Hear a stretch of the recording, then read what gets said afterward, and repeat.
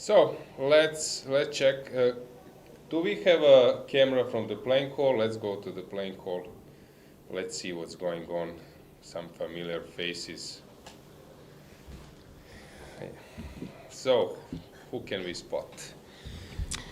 Let's see. Monika Sochko, walking around. She's probably going to sit. I was thinking maybe to check her husband game. Let's say that you're married. People already know that you're not, I guess, Sandra, right? Right. Okay, and that your husband is a chess player. Would you be eager to check his game, or you would say, "Come on, buddy, you have your own problems. I'm not I would interested." be eager to check his game. Okay. I like to check also games of my friends, of top players. I enjoy walking in playing hall and checking games.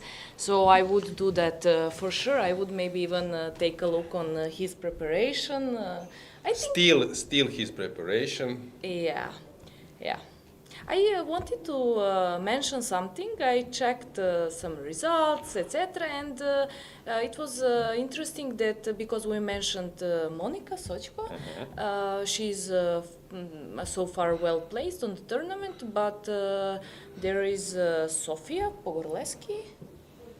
She's now playing under Serbian flag, and she's doing really great on this. Can you tell me more about Monika's result at the moment? You said Yes, that of she's doing good. course. Okay, so let's also check. Just a second.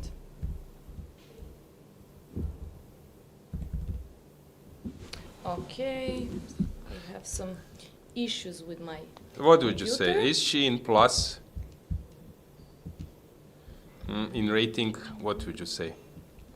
If you need to bet, I would say that she's plus 10 in rating. What would you say? Monika or Yes, Monika. Sofia? I think less. Less. Yes, So she's doing fine, but her ELO is 2,400. Actually, okay, I'm not sure. Probably you're right. Let's check. Well, she's just Plus 3.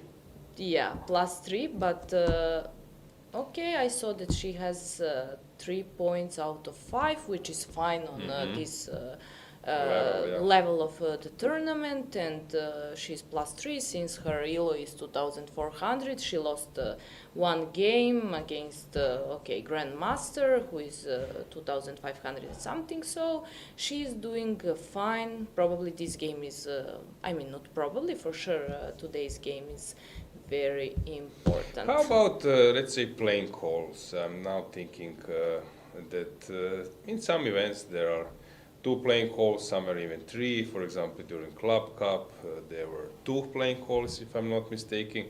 Are you sometimes motivated? Okay, if I play well, I will, or let's say there are live boards. In previous times, only few matches were transmitted live, and then you have this motivation. I will enter the playing call, main playing call. I will enter like top boards. I will go to the stage, to the podium. Is this something that drives you For forward? sure, this is a huge motivation. For example, for me, but I guess also for other players, we all like to play on the stage or with boards with live transmission because, I'm kind of player. I like when I know that some people are following my game. That motivates me, and I'm thinking about them. If I think that I played some great move, I'm like, okay, my father saw this right now. He is happy and proud.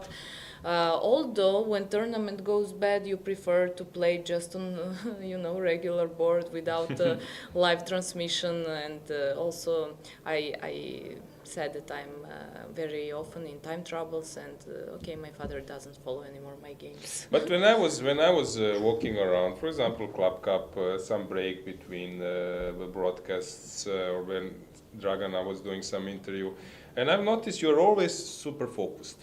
So you're always keeping your fingers on your head, very determined. So what do you think? Is maybe concentration your, I would say, some kind of skill which is successful for you? Well, you see, I didn't see myself like you described, but probably you're right because I saw a lot of pictures from photographs who tagged me on photos on tournaments.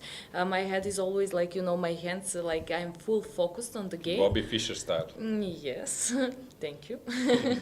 But I am probably you were in playing hall at the moments when I'm in time trouble, which is happening in my case in very early part of the game. But why? I think it's very hard for me to make a decision.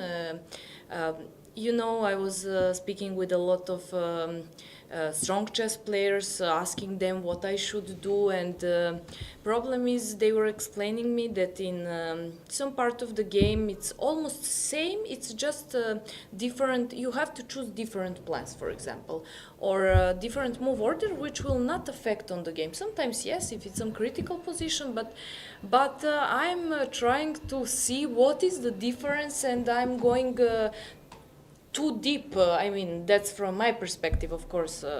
So I think this is the biggest problem. You're a and perfectionist. You want to do things perfect. Yes, although I mean I don't, but I'm trying to do that. Yeah.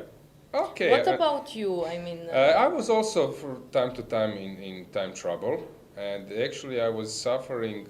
I was making moves. Actually, I was playing blitz quite well, rapid, but there is a difference between ending up in a time trouble after classical game because you are not in that mood of playing super fast. But to be, I don't know, on a safe side, not to enter time trouble, then I would try to skip it and then making mistakes before entering the time trouble. That's interesting. So I was playing time trouble well, but to avoid time trouble, let's say time trouble on a horizon approaching, I would make a mistake. So that was actually my weak spot. I was trying not to end up in severe time that's trouble. my fear also, to try, but you know, to make some mistake, I cannot handle with this mistake after that. Some mistakes you can make and later on you can try to improve or something like that, but sometimes if you play good and you make some critical mistake, it's just over. You cannot erase this from your chessboard. Okay, let me help our viewers whom I have spotted. I see that Nevero, Valery, he's standing, watching this first row on your left. I cannot spot in front of Monica. Monica Sochko, she's playing board number 30-something, if I'm not, a little bit maybe. We will check immediately which Yeah, I board think is she's Monica. like board maybe 40 or something. Where is Monica? She has, we said, 3.5 points, yes? Or, So 39. yeah. Playing against compatriot, so Polish encounter. I'm not familiar with her opponent. How old is he? Jakub Fus. Let's check. While you're checking, Michele Godena. It's funny, during some tournaments they pronounce him Michel, but he's Michele, and Italian Grandmaster. At some stage he was like the first one, always playing first board, but then came Fabiano Caruana, Vocaturo, Morganzini, now Moroni, and many others.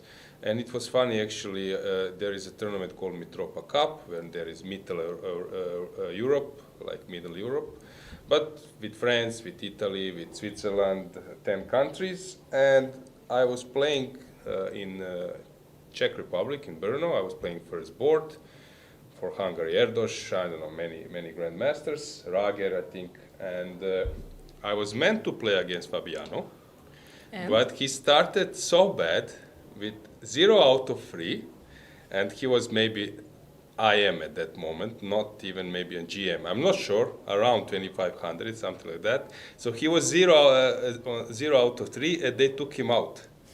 And this is funny. Yeah, From this I wanted to play. Come on, the guy could become a world champion. Exactly. And then you could beat him. Yes. I'm trying to recall against whom I played first board, maybe Arlandi or Godena.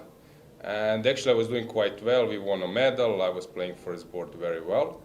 and I'm regretting it a bit. So it was like a narrow escape, but what to do? And I'm always laughing about this fact.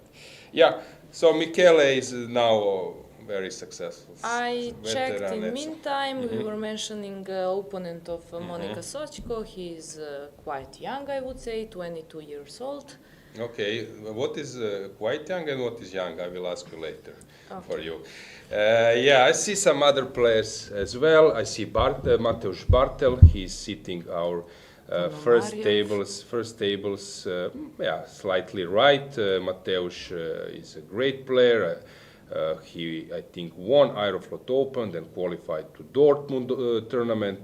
You can check his career high. I think Mateusz was like 2670 or maybe even more. Let's check this. It would be very interesting information for me, for example. I wasn't, I'm not sure, but also for followers. And I would say 2670. I'm quite usually good, but it can be you even are, more. Actually, I was also following some of other streams, and I saw that in this case you are usually very good. So tell me. Okay, so peak rating was 2677. 2677. Yes, I said 2670. Yeah, Bartel was a strong player. Maybe I was jealous to those players because my career high was only 2600. So I know by I don't think so. You have. Yeah, I'm joking. Yeah, I respect those players. So he's sitting here. He dropped some rating. Now Mateusz is maybe 2620 or a little bit less. Or Bartel. I will check. We can check by pairings. He's sitting, I think, on board number 20 or somewhere around, or a little bit down. Today I am struggling with 26, 13. Yeah, so he dropped some rating, and today he's playing against Babazada. I'm not familiar with all Azeri players. I see now Icelandic Grandmaster. Yeah, Jufa is sitting next to, a little bit close to Mateusz. Whom else we can spot? Korobov has just seated. I see Injic walking around. It's easy to spot Injic. Exactly.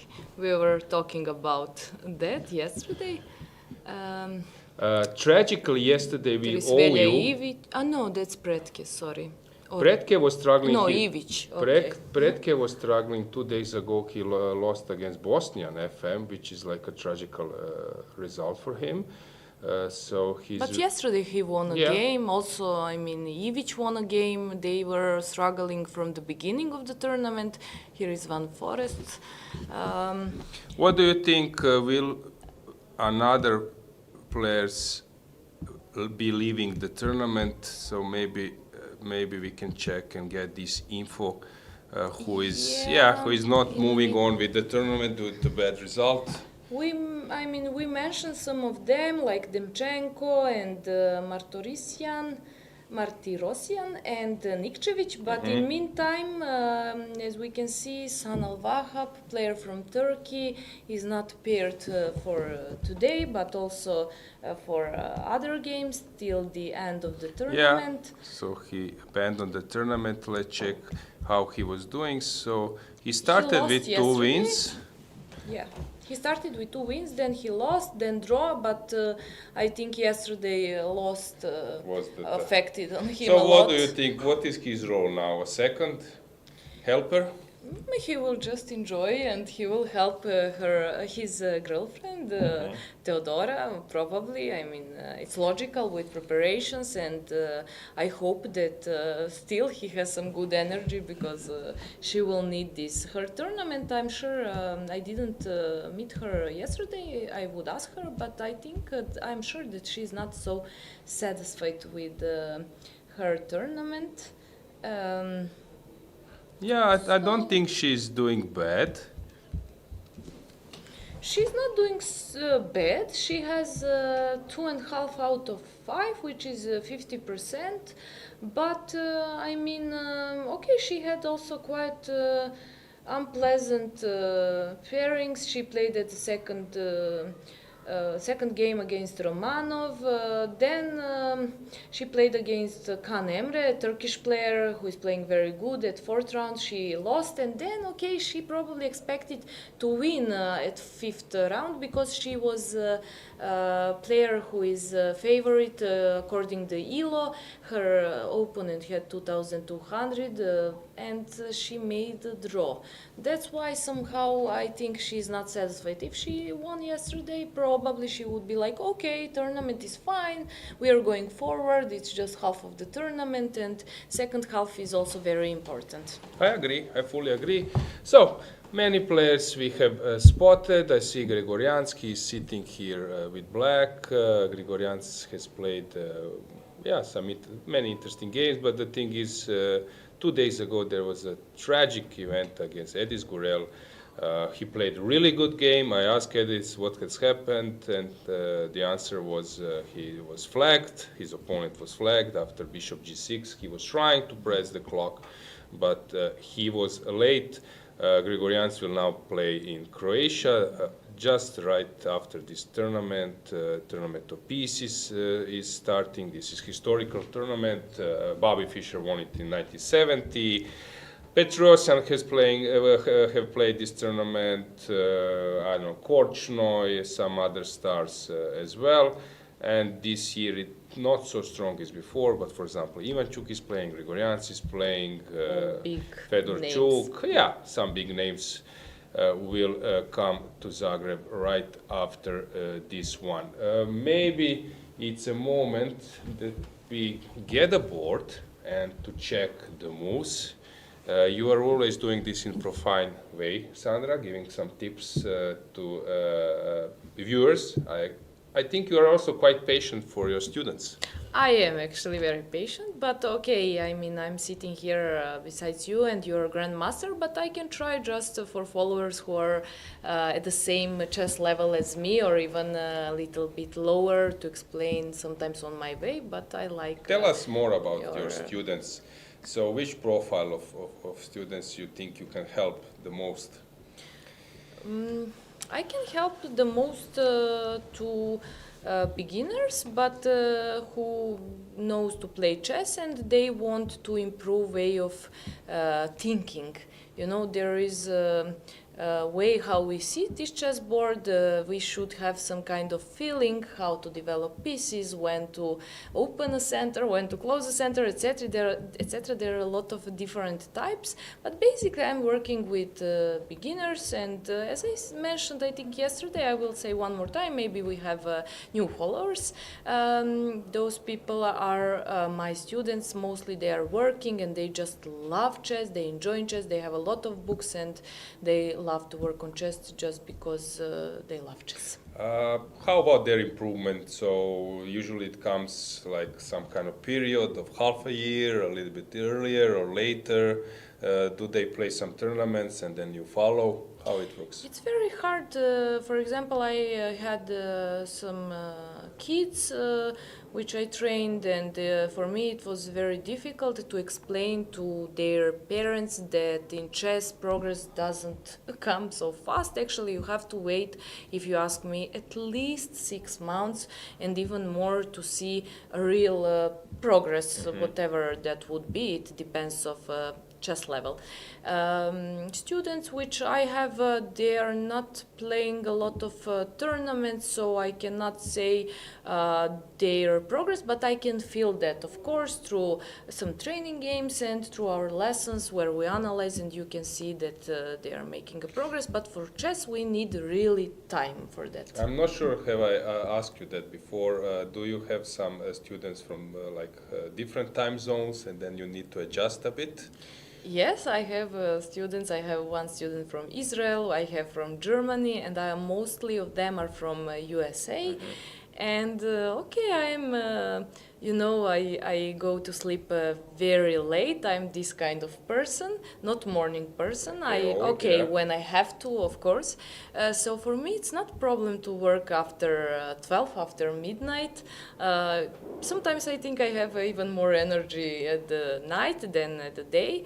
And I'm not struggling with this part. Actually, for me, it's perfect. I have whole day to do other things, and then I have time for myself. And then after 12, I'm working. So when we will have a last round in the morning, we won't invite you to broadcast. I hope so. And when we will have some kind of broadcast from afar, maybe even following some games in other continent, then we will invite you. Yeah. Like an evening job. Okay. So let's get the board. Anything in chat? Maybe. Let's check. Yeah. We want to apologize for the inconvenience. I will be very straightforward. We have an issue, guys, with the delay. So I'm not sure, that's my opinion, it's not official opinion, but I'm not sure that this delay will stay on in future, because we have metal detectors, we have fair play officers, we have some random checks, and I don't believe that this delay is adding some super safer environment, and it's making our life much harder, since we need to delay all the product. We have an issue with chat, since we are getting messages and speaking about topics, and then you ask us, but that was 15 minutes ago. So it's not so common. I don't recall any other sport where you have a delay. So I think that in future some other solution shall be found, but at the moment it's according to the regulations. But this is the reason why we are suffering with all those technical issues. We have checked, our technical team have checked some other options, and the problem is that due to the delay, this product is becoming tougher to handle. I'm not a technician, this what I was told, but I would like to give you the right answer or the right info. Yeah, anything in chat? Well, I Marriage got some proposals, not yet. Someone said that I'm looking stunning, so thank you very much. And we have one question, what happened on the board, Rasmus against, let's see. So Svane is playing which board? Is Svane playing not well, Friedrich, but Rasmus is board like probably 3-4-5. I will check as well. Yes. So Svane, And okay, no, he's a little bit playing on the lower board. Where is Rasmus? Trying to catch him. Today I cannot catch anything on Yeah. this computer. I need some time, I don't know why. Hang on. Maybe you will. So be Rasmus fast. was playing on top. I found him. I see him. He's playing against Sokolovsky, board number 10. Yeah, there is a mistake. We can ask our team. So It happens. There are a lot of I was boards. praising them. I was praising them a lot, and I was joking. The guys, you are handling 140 boards and no mistakes. Exactly. And I- now there is mistake. Yes, I'm quite happy. Now I'm joking. They're doing a great job. It I will- happens a lot right after you give compliment to someone or you get compliment. There is something which will actually be opposite of for what you got compliment. That's life. So now we can see that everything was perfect in live transmission of chessboards. But okay, I mean, it happens. Also, it depends how chess players, how they make moves, which usually it's just fine. But yeah. Let's check what else. Welcome. Who is the top of the match? Some problems. I'm not sure about what. There must be some problem. Yeah, about the game and transmission error. Okay. Yeah. Maybe Okay. it's a moment that we discuss games we have, which are going normally. So Svane against Cheparinov. Are you bored with those Italian games? They look the same. I always. am very. Yes. When I see this, I don't check the game unless some of players who I know or I really respect. Although I respect a lot of chess players, but I'm very bored with these structures and yeah. You don't want to even go deep and learn a bit because but at some stage it becomes really interesting. I'm trying to recall it was Aravind or it was Nihal against Aravind. It was crazy Italian game. Yesterday Shari's game Yeah, it was crazy. against Okay, he Dragnev, lost. but it was also similar structure if I'm not mistaken. Yeah, so It was, sometimes and it some becomes really wild. attack on the king, Yeah. yeah. It becomes really wild. Let's check Injic, your compatriot friend. Yeah, he's in very good shape, and he's playing also. He played very interesting games. We saw one rook sacrifice, etc. Yesterday was also very good game, although his opponent blundered. But okay, someone has to blunder something at the end, or Usually it happens. So he lives in Belgrade, or you're not sure? I'm not sure, to be honest. Okay, you don't want to reveal some secret, I noticed. Okay, but Smart. is there any other? Are there any other grandmasters? Maybe some international grandmaster. I recall that at some stage Hari Krishna was there, maybe in Belgrade, or was it Rapport? Or? Rapport was with Jovana, yes, his wife. They lived for a while and then they moved. Not sure. I was speaking with Jovana about that, but she never told me what is the reason, and I understand. I don't ask if. Yeah, okay. Then Pretke and Sarana, they're now representing Serbia. Do they live in They are Belgrade? quite. They enjoy in Serbia. I'm sure for Pretke that he lives in Serbia. I think in Belgrade. For Sarana, not so sure. I don't want to say something which I don't know. Actually, he also lives in Serbia, in Belgrade. But what I'm sure they enjoy in Serbia. They really like Serbia. How about your city? Which grandmasters are coming from your city? From my city, we have ex junior world champion Igor Miladinovic, and also Marjanovic Slavoljub. Igor was well-known grandmaster, world, as you mentioned, world junior champion, and there was a funny story. I will just repeat it once again. So he became a world junior, maybe Indonesia or Philippines, somewhere there. I'm not sure. And then next year, I think he was meant to come to defend the title, because I think it was at that time under 21 or 23, something like this, and he was late, and I think he started with a loss because he was late on the first round, and then winning so many games in a row and almost becoming a world champion, which I think in history never happened. Actually, or maybe, I'm not 100% sure that people were defending title. Actually, here in this event, we have world junior champion. I think now represents Sweden. So, and he played against Fressinet 2 days ago.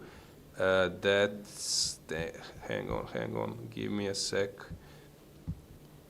So, he's not maybe from Sweden, maybe from Iceland. You will help me. So I think this is a grandmaster Greters or something like this. So he's representing not Sweden. Sorry, my bad. Let's go to Iceland. Yeah, Gretersson Helgi. I think he was world junior. You can check, guys. I know that you're quite good in providing us correct info. It was in 1995 or something. Today I was having a coffee with Fressinet. Well-known grandmaster, 2700 rated player, Kramnik's helper in 2008, Magnus Carlsen, too weak, too slow guy, great guy and very good player. Actually, today he told me that he's so surprised. He didn't know that so many young people are playing this type of events. He's playing against some kids, same age as his daughter. Yeah, so he's a little and bit, they are playing quite good. Yes, exactly. So, So he said that Gretersson, and then I recall that he was a world junior champion, 1995 maybe. I'm not 100% sure. Just to get back to Igor Miladinovic, he was playing in France, playing a lot of... in Greece, he was married for a Greek woman. Exactly, around the Europe, and then he moved to UAE Fujairah, if I'm not Yes, mistaken. to work But now as trainer. he came back, if I'm not mistaken. I don't have this information, although we are very close to Igor. I mean, we are family friends. He was coming to our house a lot of times. We were analyzing some of his games, etc. But I'm not sure about that. I know that he worked as a he's still working, or he worked as a trainer in So I know more Emirates. gossips of Serbian players than you. Yes, yes, but soon I will have more. I thought the gossips I don't need, but Yes, prepare. yeah, I will Guys, prepare. we like this, right? We like Yeah. some gossips about top players. Are they in some kind of relation, Igor and Lena, because they are sharing same surname, Igor They are Miladinovic and not, Lena? but Okay. they are sharing. Actually, not anymore, because Lena took Govedanica. surname of Yes, her, of guys, so her they are not related. husband. Who Yeah. else is living in Niš or I comes think from Niš? very Perunovic? strong grandmaster Marjanović Slavoljub. And okay, Perunović Miodrag, Mićko. Coach, the butcher, Coach, you know him, guys, from captain Twitter. of Serbian team, yes. Greetings to him. Greetings to Mićko. And okay, I mean, Maksimović, Branimir and Suza Maksimović, they are sister and brother. Suza played a lot of Olympiads and she got a medal with the team. I don't know which year that was, but she's grandmaster. She's a strong chess player. She doesn't play nowadays so much chess, but it's good to mention also them. Okay, so Niš is quite a known chess city in Serbia. It is. I would say it is. Also me, so it is. And for sure, because of you, then it raises 20%. It goes up. Speaking about Serbia, yesterday I noticed there's some famous player was having a birthday, if he would be alive. Yeah. I think you can recall who is that? Okay, so yesterday it was birthday of Ivkov, a very famous chess player, grandmaster from Serbia. He died at 88 years, and he had a lot of very big results through his career, but not just that. People says that he was very polite person, very nice, very good looking, well dressed. He also wrote a few books, so he was a journalist, and you can say more things. Yeah, I can just jump in that my some kind of ranking list would be that first place, like for former Yugoslavia, first place would be Svetozar Gligoric, regarding his role in chess. And second, he was world number 3. Then second place would be Ljubomir Ljubojevic, greetings to Ljubo, who was also ranked number 3 in the world, just behind Kasparov and Karpov. So it was 1983, if I'm not mistaken, the year when I was born. He's also born, Ljubo is born on same year, it's 59, as Karpov, Timan, my coach, former Croatian grandmaster, Krunoslav Hulak, then I think Ribli. They are all born in 1951, if I'm not mistaken, guys, you can correct me. So then third place we can discuss.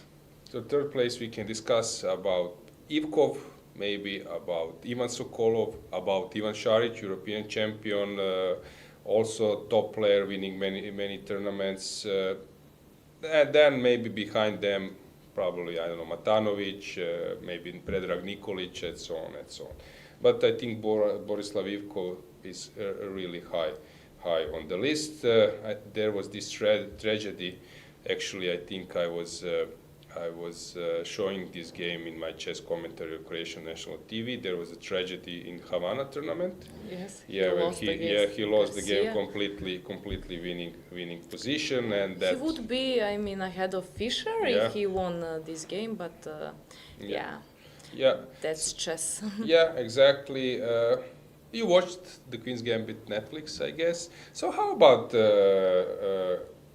those times when, I don't know, some locations were like in that series, Cuba, music, maybe also some drinks, cocktails around. Chess was different. It was different, and actually I liked it. I would like that I was born in that period. I really like. I mean, also I heard a lot of stories from my father.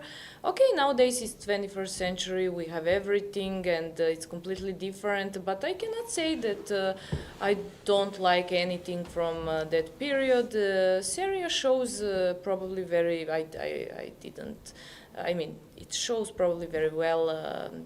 How it was back then, and You like how Anna Taylor-Joy did it, the way how she was acting? Yes, actually I liked, yes. Could you imagine yourself to having that type of role? That you are, I don't know, putting some drama while playing and so on?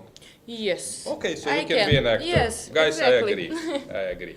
Okay, so let's get the board back. Let's check the positions.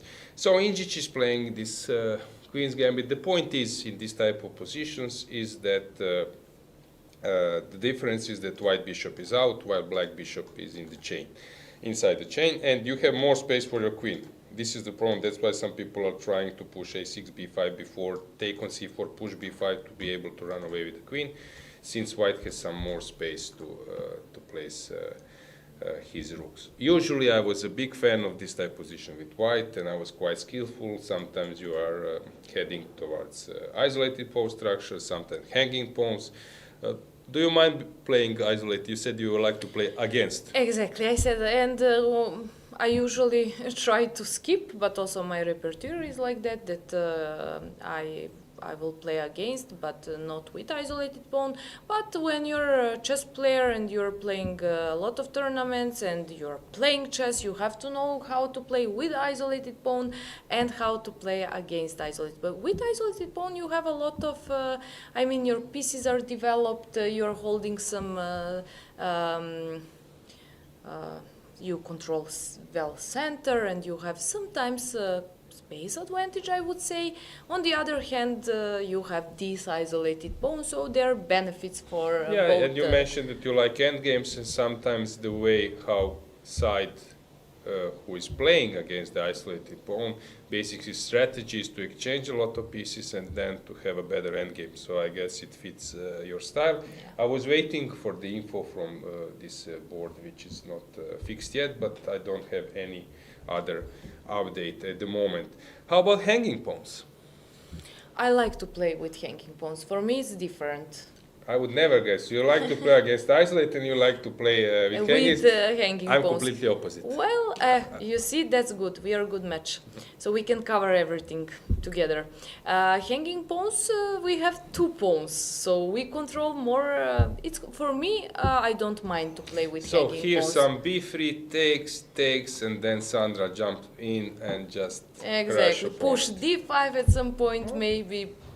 I mean, it depends, but or you just control and you wait for your opponent to spend all of his energy trying to figure out what to do with his pieces. Because, for example, knight on d7 is just placed there, and there are not a lot of flexibility for. But the you knight. know that sometimes it's much harder. I don't know, with like isolated pawn, you have some chance maybe at some stage to hold, but with hanging pawns, I think this margin of playing correctly is quite narrow, and you just sometimes have one way to go.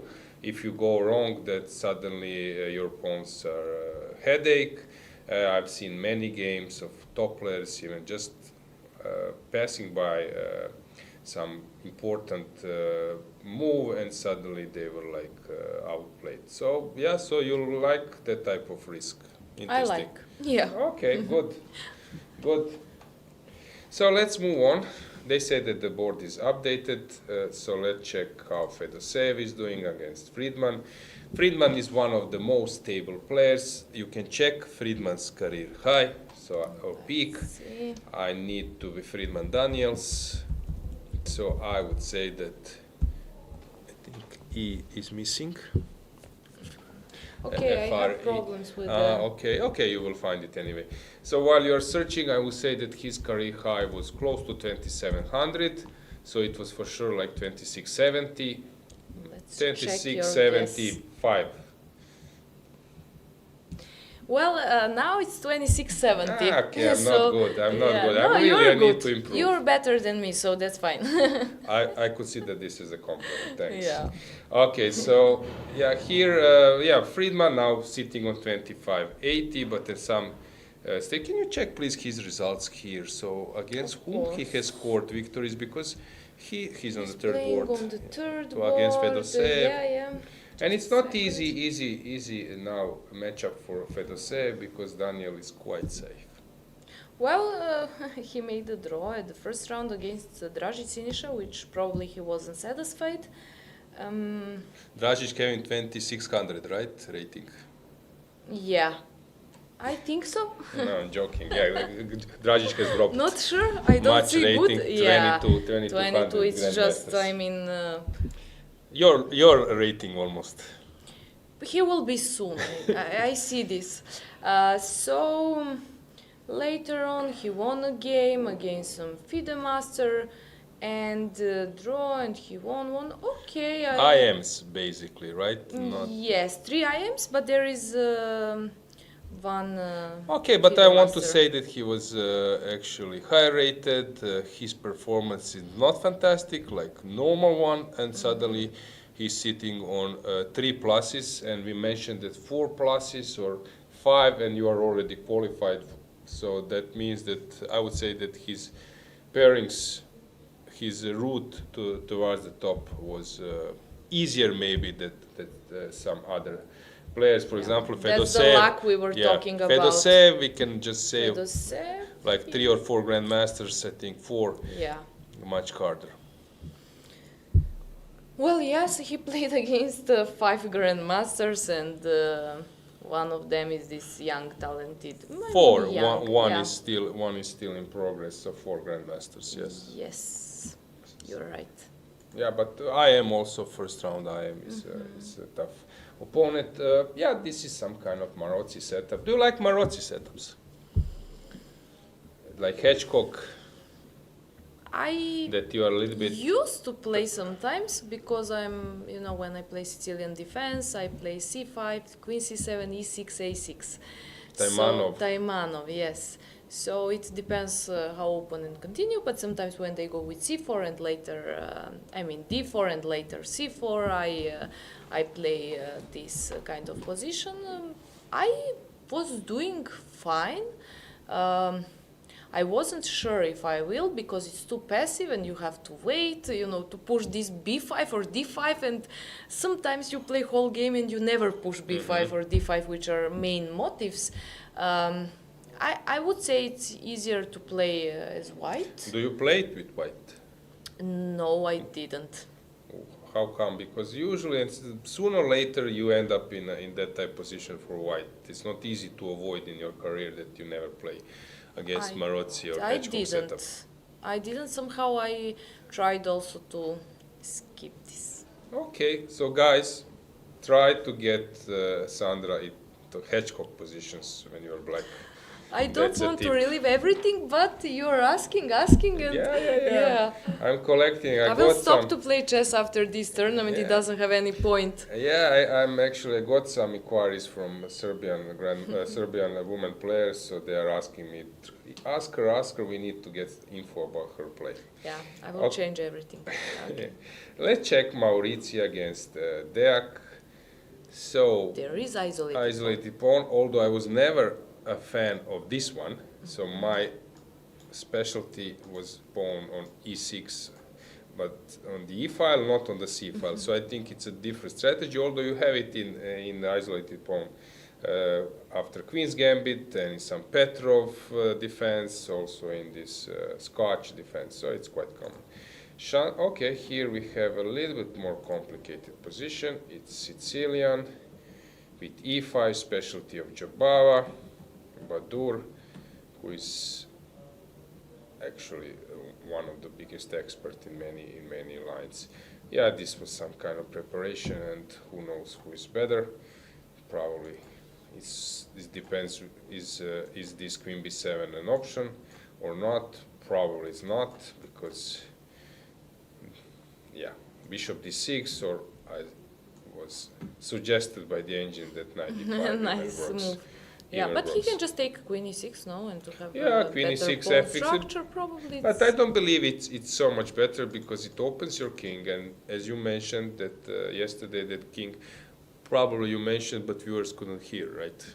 Yeah. Yeah, so trying to read from your lips that king is an important piece in the endgame, so king can come in. The point is when, for example, when it's a middle game or opening phase, just try to open the doors for your king. Yeah, as tiny as possible to keep it far away, but when it's endgame, open it up immediately to be able to enter the center. So here I think this favors black. So I'm maybe thinking that he won't even take on b3. Just to remind you that Armenians are quite good in playing some completely drawish endgames, so don't underestimate there. Although Evgeny is of course a strong player. Gazi Kvarmerdam, you can check chat while I'm searching for some positions. Mamedov has added to this Queen's Gambit accepted to his repertoire. Quite stable stuff here. I was playing a4, bishop b3, knight c3. Everything is possible. Then we have, it's already a draw. Hang on. Is it a draw? Yes. Yeah, safe. The game is finished? Yeah, Mamedov can conclude his today's work and maybe have a drink or two. Dragnev against Sargsyan. Maybe 2 because tomorrow is a free day. Yeah, So maybe. I agree. How about you?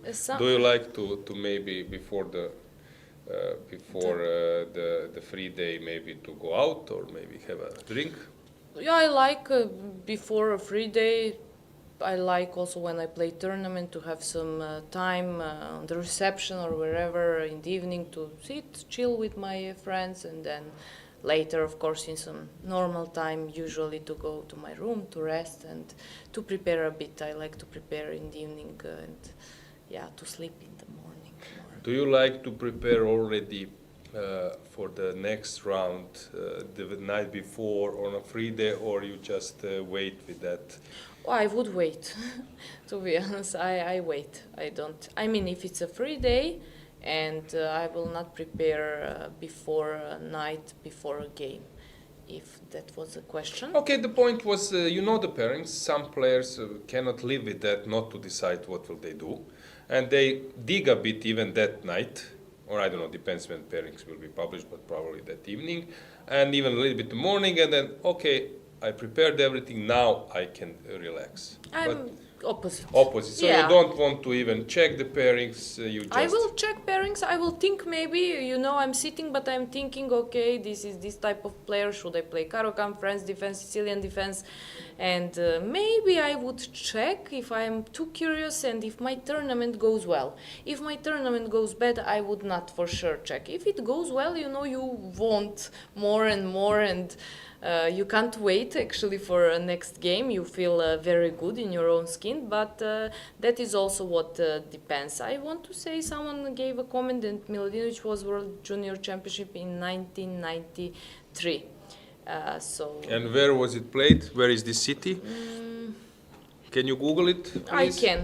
I can, of course. I'm giving you some orders. Sorry for that, but you are helping me a lot. So while we are waiting for that, usually this is slightly better for white, but you won't outplay Gabriel in this position. Let's get the board back.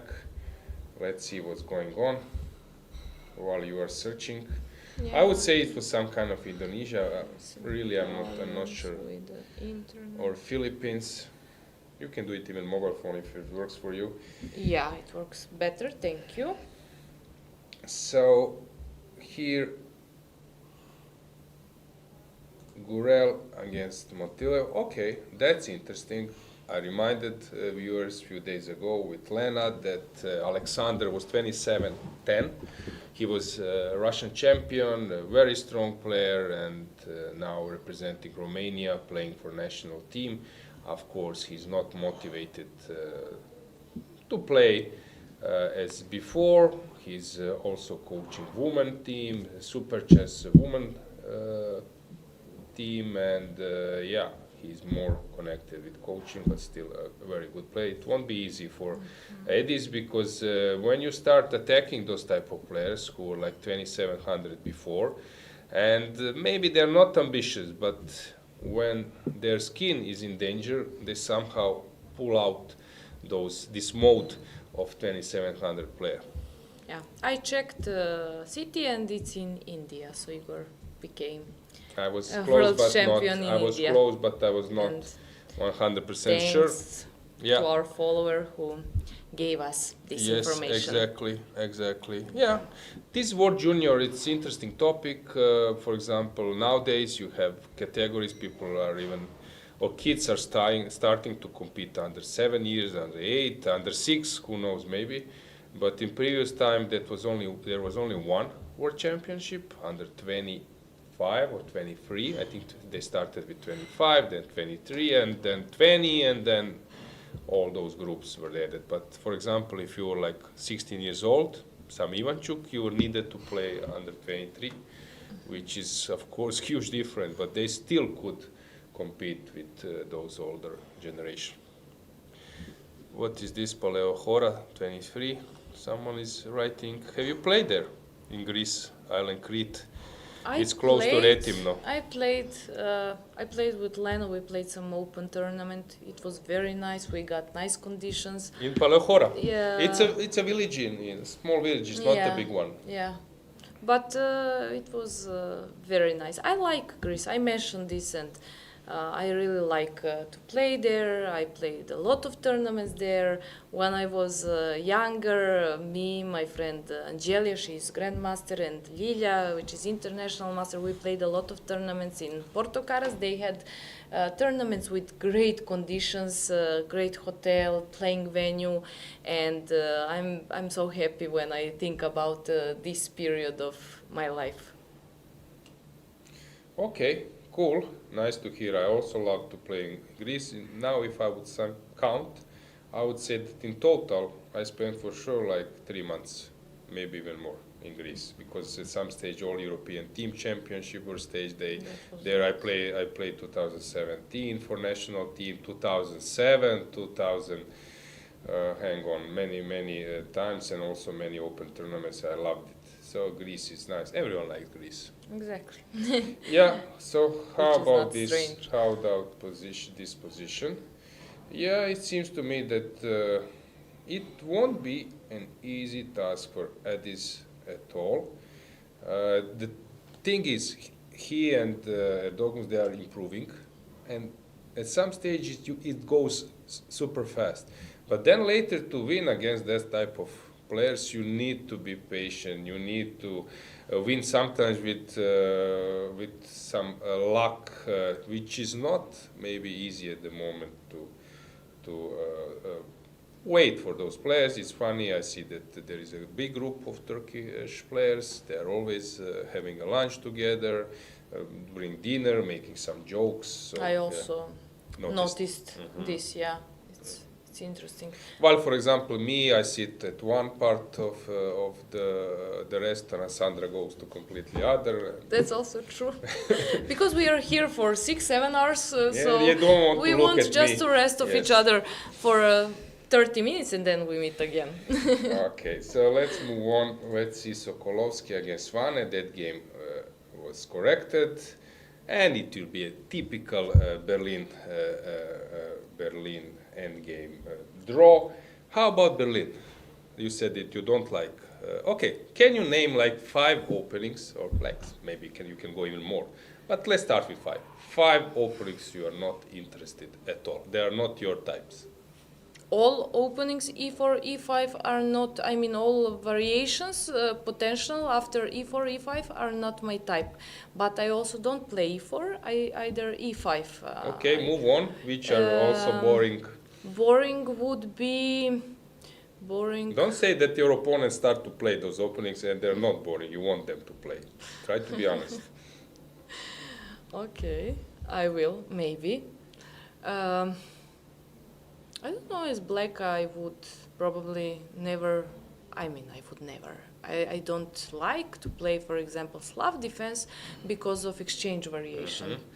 That, and sometimes as white, even as white, you know, I'm not satisfied with what I get after the opening, but I mean it's normal position.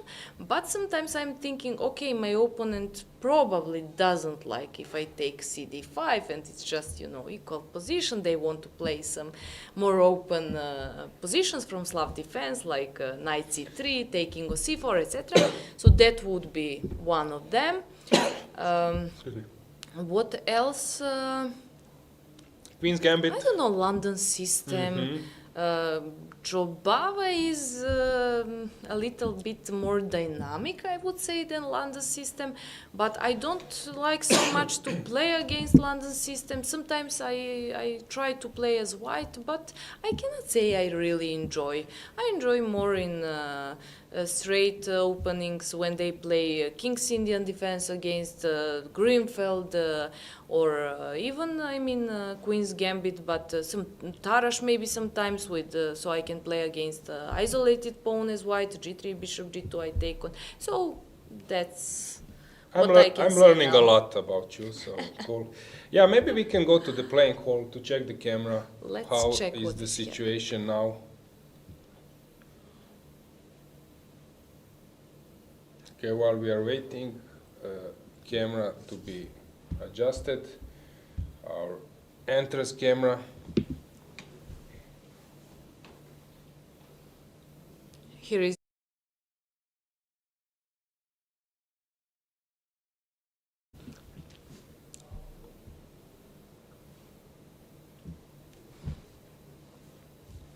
Ivan Šarić, Bartel, I see Nikita Petrov walking, I see Arbihel Burhan. yes. Yes, whom else we could see? Nikola Radovanovic. Yes. He was doing fine, but Yeah, Ivan yesterday Šarić walking. he lost.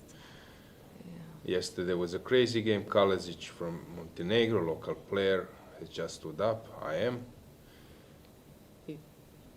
Milos, our friend from Montenegro, organization, yeah, yes. from organization. Have you played and- Blitz against him?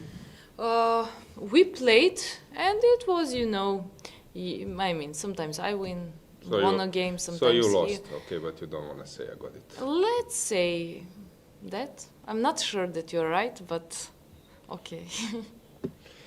Whom else do we say? Bartek has just stood up. Yeah. Miloš Pečurica, FM from Montenegro. Montenegro. Yep. Okay, it's quite vivid. I see Bluebaum on our right walking now. Varmedam has just passed. Before, let's say, like 10 years, Santos Latasa has just stood up. For example, I don't know, 10 years ago, no, more, 20 years ago, I would know basically all grandmaster in Europe, and big chance that I know, besides Europe, many. And then, like, I was playing in Aeroflot, and then suddenly I started to enter the playing hall, and I don't know all the players. And now it's even worse, but okay, I'm doing commentary, so I got used to many. But you are doing fine, I would say. What about you? I Alright. didn't ask you which type of chess player you are over the board. Do you like to walk? Do you like to focus completely and to stay over the board from the beginning almost till the end? And do you have some special routine, your lucky pen, something? Okay, I was superstitious, I would say, at the beginning, but then you realize that actually it just starts to be very tough. You know, when you are not like well armed with knowledge, with openings, suddenly you're trying to find something which will give you additional help. And I remember when I was in FM, that suddenly you become superstitious. I used this pen and I won. I was sitting on this side and I was winning all the time. That's me. Yeah, that's actually how, for example, Goran Ivanišević has won. And was Wimbledon when he got entered as a qualifier by wild card, and then seeded 100, won the Grand Slam at Wimbledon. He was just doing all the time routine, watching Teletubbies each morning because first day he passed, someone was watching Teletubbies, and suddenly he was doing the same, going to the same bathroom, and it was funny. The guys in the bathroom, and Ivan Ishich has his own spot, and the guys just came was a second before him to that part of the toilet, and Ivan Ishich was standing, and then the guy is looking, how on, you have like 5 others, but no, he's listed. Also, they were coming by car, and they were always parking in front of some tree, and there was a car. And now what to do? Yeah, before the semifinals, and somehow they were like moving away that car, and so it's a bit ridiculous, but yeah, I get over it. But then I started to be like, I don't have a team, I don't have like 10 coaches, I don't have, I don't know, some super great conditions. It's very serious, it's very hard to break through. I was 150, I don't know, in the world, maybe a little bit lower, and I wanted to make a breakthrough. And I was thinking how to use some resources, and then I was super focused. I was acting as a professional, trying to sleep a lot, not to be distracted, not to have any single, I know, glass of alcohol and anything. Because did you see some significant? Actually, I was improving my chess, but it was tough during the tournament because it was I think it was a big heavy burden, and I felt I'm having like 20 pounds gorilla, or I don't know, on my shoulders, and suddenly I felt that it's too serious, and you must be relaxed. Chess is not just a sport. Chess is also some kind of art. And sometimes you have artists, painters, they cannot paint a picture if they are not, or paint if they're painting if they are not feeling like fresh, happy with themselves suddenly, or they cannot write a book. Novelists, writers, if they are not feeling well. I think it's similar with chess. That's why you mentioned some places, venues where you are feeling well. When you are feeling well with your family, with your home, I don't know, then somehow you are showing much more. So I was super serious, and then I said at some stage I will never stand up, because when I'm standing up, suddenly I want to check this game, I'm distracted by someone else, and then I would sit all the time. But then also it's a pressure, it's hard to sit all the time. So actually, I was trying to make some experiments, tests, switching, trying to do what I think was best.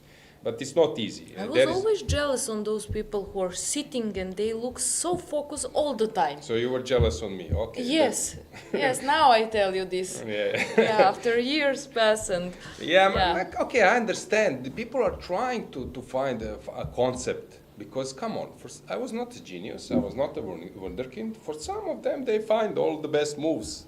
For them, chess is easy. For us, ordinary mortals, you need to, I don't know, you need to take it as some kind of encounter, like sports, when you also can maybe trick your opponent at the right moment. We can see. So it's hard to say. I was actually mixing. But usually I was well focused, and if you would pass next to me during a chess game and I was walking, heading towards the toilet, my face was always super face. Serious. Yeah, super serious. Whom else do we see? Okay, some players are walking around. I saw Injic, he's very calm as always. He always Cheparinov looks very relaxed. Yeah. Cheparinov, also Nikola Sedlak. Sedlak is having a great tournament. He is having a great tournament. Yesterday, as I remember, I will check, I think he won against... so 2 days ago he won against Ivanchuk. And then it was... he won the French Grandmaster, Pierre. Yeah. 25-80, which is something.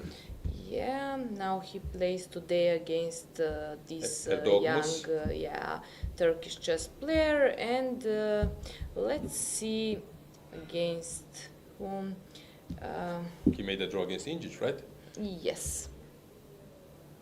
At the second round, he made a draw against Injic, then against Donchenko, and then he made this big win. I think it was endgame against Ivanchuk.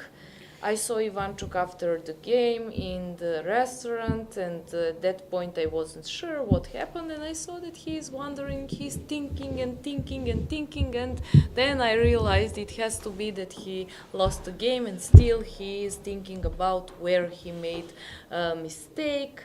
And yes, okay, against the French chess player. I saw that Motilev has just took his rucksack, and I don't know. So it seems he finished, yes? No, maybe not sure. Maybe he's just taking some things. But you mentioned the restaurant and the Ivanchuk. What do you say, for example, if you come to the restaurant, you know many players. Could you guess the result after the game when they are having a dinner of many?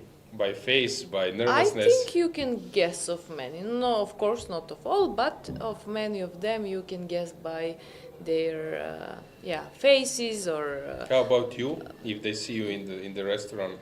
Oh, you can see that even while I'm still in playing venue on the board, sitting on the board, on my face. About the result. Yeah, about. Are the you a result. sore loser? Are you quite angry to yourself, but still polite to your opponent? You exchange some words, some small chat. I'm always trying to be very polite with my opponent, because they won a game against me. They should be happy. They are not guilty that I made some mistakes.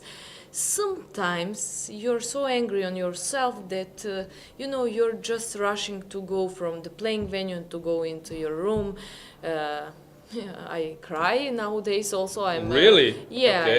yeah. I don't like to hear this. Yeah, okay. I think actually this is very good, because a lot of people, they have some bad feeling. Let's say we're talking about chess after a game, but you keep this inside you. And I think for example, if it's very if it was very important game for Ilo, for Norm, for anything, and I think that I could win, or I blundered something, it can happen that I'm crying, but after 30 minutes I'm like new. I'm going downstairs and I'm, just continue with my tournament life, everything. In this case, I think that actually Emotions it's good. help, yeah?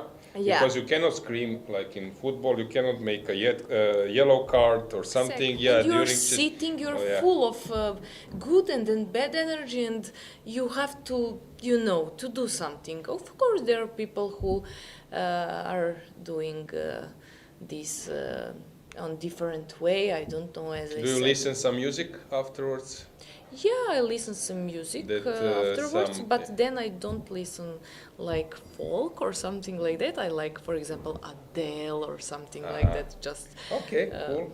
Yeah. I was mentioning to Lena a few days ago that I have my playlist, which I miss a lot because I'm not playing professionally any longer. But when I was playing, so my point was similar like yours, but it was not half an hour, it was a bit more. I would do the same. I would congratulate to my opponent, exchange few words, but when the doors of my room is closed, then usually I would put some music, and I have this playlist with songs like Don't Cry, Guns N' Roses, I mentioned this, Everybody Hurts, R.E.M., and so on, and I have like 20 songs, and it's interesting, I was always sleeping fantastically after I lose the game.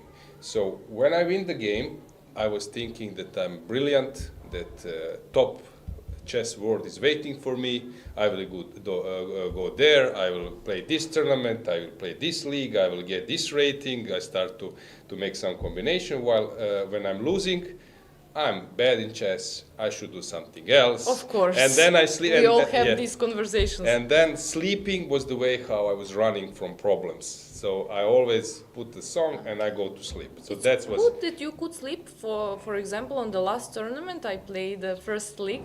At one point, my roommate, Lena, she goes to sleep much earlier than me, and she wakes up much earlier. And she was, sleepy, she went to sleep, I was doing something on my laptop, then I went to sleep, and suddenly I'm awake and I'm thinking at some point I could play something from my game, you know, of that Dreaming, day. so you're dreaming about And I the have moves. to check, so I'm trying not to check if that was a position, but and then I'm checking and she said, "What are you doing?" I said, "I think I had some move, I had to check." So, Yeah, yeah, it's your good. brain is functioning. Yeah, I was, as I said, I was sleeping like a log when I was losing, but yeah, I miss this feeling because you're alive. There is some uncertainty. Come on, this life of a chess player or let's say an athlete, it's an interesting life because you have some drama, you have some inner talks. While, for example, when you're doing an ordinary job or job which takes some time, you don't have time for yourself. There is this uncertainty. You're picking up your openings for tomorrow. Somehow, I felt that it was a little bit more interesting in terms of let's say, some kind of psychological battle inside yourself. But the thing is, it's also quite exhausting. Stress. My health was much weaker than now. I was sometimes sick during events, catching cold. Yeah. My immunity, traveling, will like be on time, where to go, things, packing. So I think it's quite hard. But at the same time, you are maybe growing as a person because you are getting some feedback of yourself and some I circumstances. agree with you. Yes, you are right. Okay, So, someone yeah. asked if, just a second, I catch some question. Could be over quickly on board 12. We can check with board Donchenko. board number 12. Let's get the board back. Yes. So Donchenko against Whoa. Muradli. It's Rossolimo with bishop b5. Kasparov has said, like, I don't know how many like 40 years, not 40 years ago, but like 30, he said, if I want to make a draw, I come out with the bishop. If I play for a win, With the and knight. Yes. yeah, but of course this is just basics. And before everyone was taking with the queen, I played so many games. But at some stage, Serbian players were mainly playing this against me because they didn't want to enter Rauser Sicilian. But knight d7 also is an option these days. So everything is known. Usually they say that against as white against g6 you should go c3 d4, and against e6 you should go c4. So also that means reaction after c3, it's not g6 best but e6, and after c4 you can go g6. Going back to Ivanchuk, before having a coffee with Fressinet, Chuki just came and we were like discussing his game against Sedlak. I didn't have all the pieces in my mind, so I couldn't follow all the things, but I recall that Sedlak has made a mistake taking on c4 or g2 first, and so on and so on. And Vasily also said that yesterday he has offered a draw against some not young, but lower rated players in a better position. So it's not his great, and it was funny, you know what I loved? So he's going to Qatar to play this big chess open tournament. They haven't invited you yet? Okay, they probably will. So I don't know who is playing. Abdusattarov is playing there. Some other really strong players. And Vasily asked me, and I was naming the players, and asked me which rating I have now. And then I said, Vasily, you have 2640. Okay, thanks. It's fine. Yeah. Yeah. I recall we played for the same club called Zagreb. He was playing for his board, playing fantastic. He was 2700.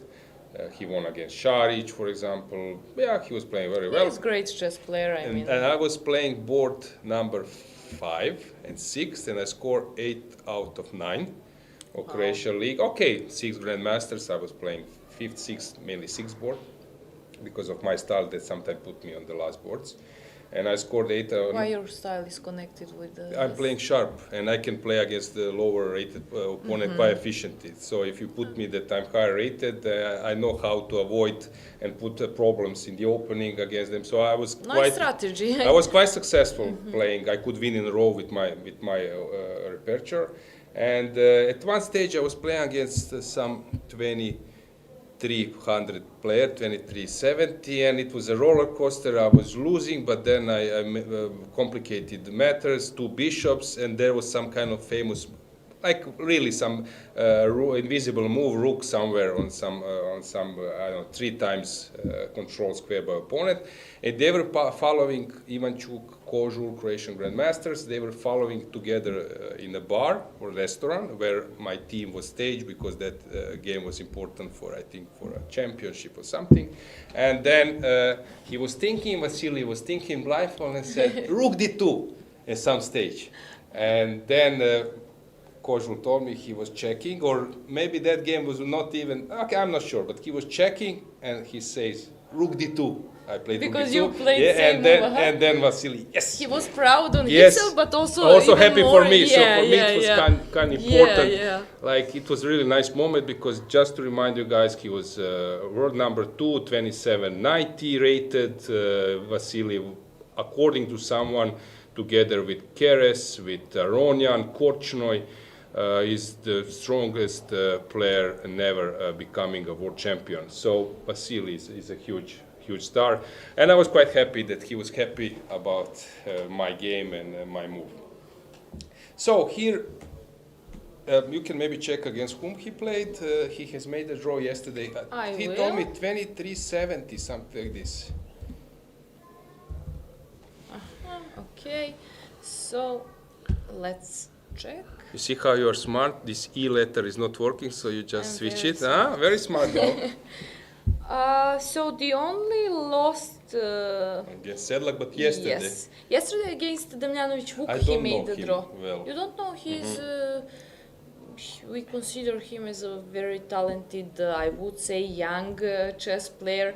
Let's check Watch out. his Be age careful because what you say I'm not young. sure anymore what's young, what's not young. Yeah, he's very young, 2006. He was born in 2006, so 18 years old. 18 years old. 2,364, but okay, he had through his chess career, I cannot say any name, but I know that he won some against some grandmasters and some very strong chess players. Here we have an issue for black that knight g5 was played, and usually it's just some kind of dream position because rook is coming, bishop h6 will happen. So for example, if you play probably immediately queen h5, you play maybe some sacrifice already. King takes, queen takes, king somewhere, and rook comes. If you go f4, I can take, and anyway, it's already like totally lost position, Which move is that? It's like They 18 moves. move. Yeah, very nice win. So, just a brief look of first 10 games. Has something happened? Normal position, isolated pawn. I like to play this with white. I will be Ingi's side, you will take Maxim's side. Fedosev, normal position, Maurizi, isolated different profile. Shant, we left around here. So what happened at the previous game with the... okay. So knight c3. I was also thinking about this move after you mentioned that... Gazik against Varmedov, normal position, long-term maneuvering. We have Mamedov drawn. Dragnev, you won't outplay Gabriel here, so it's probably just heading towards a draw. Gurel is suddenly under some pressure. Knight e4. Oh. But okay, he would not leave this pawn just like that because pawn on b2. No. There is a tactics alert. Always, this is typical. So the last move, he's haven't spotted. So this is also typical. So there is no tactics in position, but you play a move and suddenly you open the doors for your opponent. So here, this just loses. It's not easy, but player of Alexander's caliber might calculate it, double attack. And it's... Very nice. Yeah, it's very like nice. Puzzle rush. It's... yes, of course. exactly. The thing is, we know that this happens, but when opponent, you have this type of bishop, and when there is this chain, usually you are ready To Okay. sacrifice or to... So, okay, 94 played. Yeah. Okay, And you mentioned a few minutes ago that Gurel would have probably some problems soon in the not game. easy It's to win against unpleasant Alex. and But also, what is also quite common, Sandra, that these guys are in a mode of like fighting for their life, and they were like 2700, and they invest energy from the beginning. But now there is another role. Now there is a role I need to invest energy to win against very super talented kid who is making problems with. I'm not sure about this role, even if he will be much better, because he's now Probably. aware that he's not in a danger of losing the game. But now you need to have another role, to play another role, yeah, to squeezing. switch, yeah, Which sometimes which is not easy to. easy. Yeah, It I can be agree. very tricky. I agree. Okay, so we can say that first 10 boards at this game is the most complicated one. Anything in chat? Something? Or I'll we just can reload page and check one more time because we cannot see immediately if we didn't check. No, I think Ivanišević. that's Question always about comes tennis. up. Yeah. That's about tennis. We mentioned, yes, someone said that only Wimbledon wild card winner was Ivanišević. So this is Correct. yeah, correct. Do you follow tennis? Yes, Which I follow sport you like tennis. to follow I like besides chess? basketball. Basketball. The most, yes. I don't like football unless it's a world championship. So we have. Is it because of Serbian success in basketball and unsuccess? It's on- also much more dynamic. That's what I like. Each minute you can see, attack of one or other part of the team. In football, it looks like completely different for me, a bit boring, and unless it's some really good So football match. is I'm E4, sorry E5. for guys. So I know football a is lot. E4, E5, right? Exactly, and basketball is D4, knight F6, or E4, C5, and some very sharp. But we have also very successful basketball. Okay, tennis, we have, Serbian people, Novak Djokovic. But in basketball also we are very successful. This year we lost against USA in very dynamic and tough game. Yeah. I like also, basketball most, I have to say. Okay, that. cool. Okay, guys, let's have a break and we will come back. See you soon. See you soon, guys.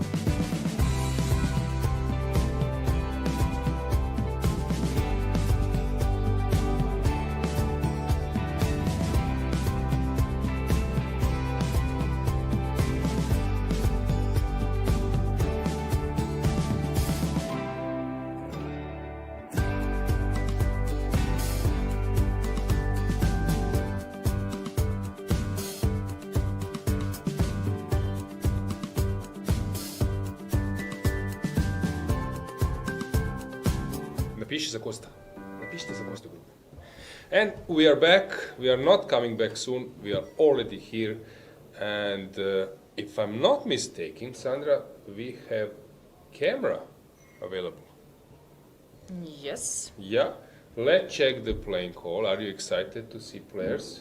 I am. Let's see how many boards we have actually players in the play. Oh, quite. Let's move on with the cameras. Okay. We see some games finished. We can say that Sargsyan has made a draw against Romanov, Gumulars has made a draw against Mamedov, Dochenko has won against Muratli, as we mentioned.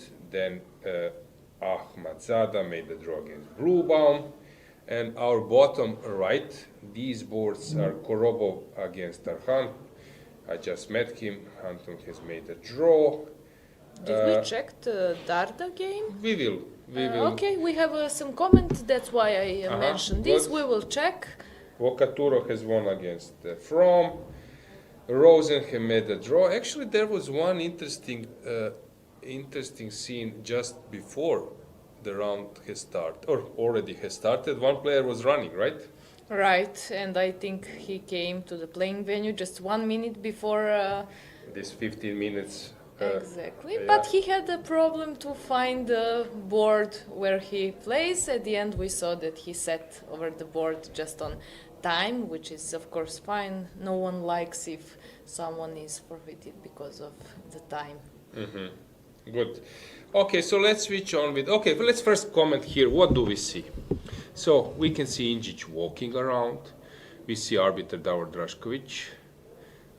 You are an arbiter. You can help viewers. What is he doing now? Yeah, on each 30 minutes we have to check time of both players, and we are checking this, for example, if round starts at 3, we check, first check is at 4, then 4:30, 5, and then you can see if something is wrong with the chess clock, because of course this is a good way to check that. Of course, time is very important, clocks are there, and sometimes battery or something can be wrong or just, let's say, empty. So we have to check this to be sure that everything is right. Let's check who else we can see. Gurel is here, I think. Okay, I will try to help. Yes, Gurel is playing against Motilev. I see Svane, Rasmus.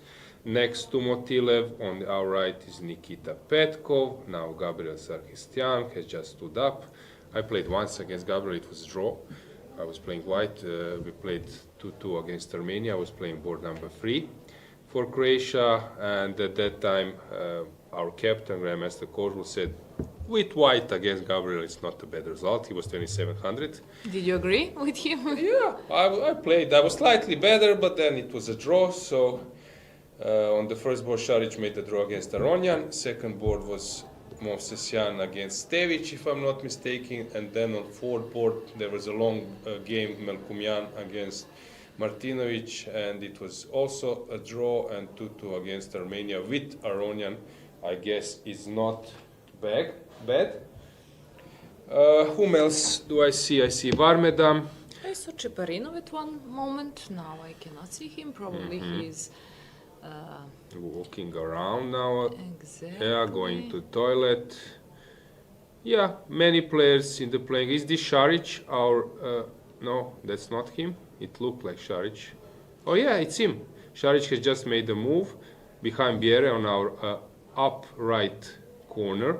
So Šarić has just stood up. He stood up, yes. Yeah, so Šarić might come to our studio, he said, if he wins. I hope so. I Yeah, hope so. think We he are made a waiting for promise. him, and yeah, okay, I understand the players, they mostly like to come to interviews after they at least make a draw or win a game, and also we here we prefer to have them in a good mood and with a good energy, and also we respect what they think, and when they like to come, and sometimes also when they try to skip interviews. I hope he will come later, stay with us, and Yeah, how about you? Uh, where were you coming to studio? Have you analyzed your game somewhere? no, but I would like. Okay, you can show your best victory. When we will have like a big break, then we will check your best game. So think about which one you would like to show. Okay. And then we will act that I'm like a host, and I will say congratulations, Sandra, the fantastic win. Come to the studio. I cannot wait. Yes, please write her name and surname. That's WIM, Sandra Đukić. She's from Serbia, very good player. How do you feel, Sandra? Okay, so prepare. Okay. Think about. I'm prepared. I was dreaming about that moment. Yeah. So I'm full prepared. Okay. Like if they ask me this, I will say this. And yeah, okay, you feel really important actually when you come to studio. Not all of players, there are players who doesn't like this kind of things, let's say, and of course we have to respect. But for example, me. Okay, we can have also different scenario. We can invite WIM Sandra Đukić when she just lost the game to studio. Yes. And I'm curious what would happen then. What do you think? Which Sandra would be better guest? Yeah, I don't know. I don't know. You will tell me. Okay, guys. So before that moment comes, let's move on with the camera. Let's check other boards as well, other cameras. So we have our usual cameras. First board is Svane playing with white against Cheparinov. And Cheparinov is missing. Second board is Injic against Chigaev. And as usual, Injic is walking around. Maxim is sitting at the board. You mentioned that you've been to Valencia, right? Somewhere else in Spain? In Spain, yes, Oropesa del Mar. Ah, I you also mentioned, mentioned yes. this. I played few World Youth Chess Championships there, and yeah, I like Spain, but I wasn't in Barcelona. I will visit Barcelona, but somehow for now my favorite is Valencia. It's very nice, if you ask me. Lena was actually advertising her future destinations. So guys, if you are organizing a woman tournament round robin in Barcelona, invite Sandra, give her good conditions, and you won't regret it, right? Yeah, right, of course, Cool, for sure. But your students will regret it because they're waiting for you to. Yeah, but to my give them students lessons. are full of understanding as well. I mean, I'm same in this case. So me and my students, we are actually perfect match. They are working a lot. They can cancel a lesson in last minute. I completely understand. I always say it's fine, don't feel bad, etc. But they always support me, and they follow me on tournaments. They support my decisions. I said I have the best students. Really, I'm very happy with my Can you do students. lessons while you are playing a tournament? Yes, no? Well, Unclear? You don't no. want to answer? You can use this veto. If I you will want. answer. I will answer. I was laughing because of what I should say because of my students, but I can do lessons. But of course, if we have good Wi-Fi, or if I'm in the single room, I don't want to disturb anyone since I'm working in the midnight usually with my students. But I don't prefer, and I say that I'm somehow full concentrate on my tournament. That doesn't mean just preparation or what is happening in playing venue, but all my thoughts are there. People who are there, I also don't like, my friends know this, I skip a lot of messages my friends from my home city send me, because somehow, I am at the tournament, and if it's nothing urgent, I will reply maybe in few days. And I try to not to give lessons while I'm at the tournament. I think it's also very hard to do, after a game you're playing for 5-6 hours, you're preparing in the morning, and then it's evening, you have to rest your brain to rest your body, yourself, whatever, but you should give a lesson. How long, for example, preparation when it's a complicated game takes time before the round? For how long you prepare usually? If it's tough opponent, stronger maybe in rating than you, and it's uncertain, what will you play? Well, that's tricky question because sometimes I can spend with a computer, for example, 3.5 hours, but I cannot say I was preparing 3.5 hours. I was searching, thinking what I should play, then I'm going to some playlist to listen to music, then I go back to preparation. But let's say at least maybe 2 hours. Sometimes I just feel I don't want to prepare, even if I play against a high-rated player, because, for example, I feel that I just need to rest. What does this mean? Do you have your own some kind of analysis repertoire of or you check reference or some recent games? Or you have analysis that you're memorizing, or you need to check what you should play? I don't have my own analysis. There are a few of very, let's say, good people who would share some of analysis with me. So I have some of them.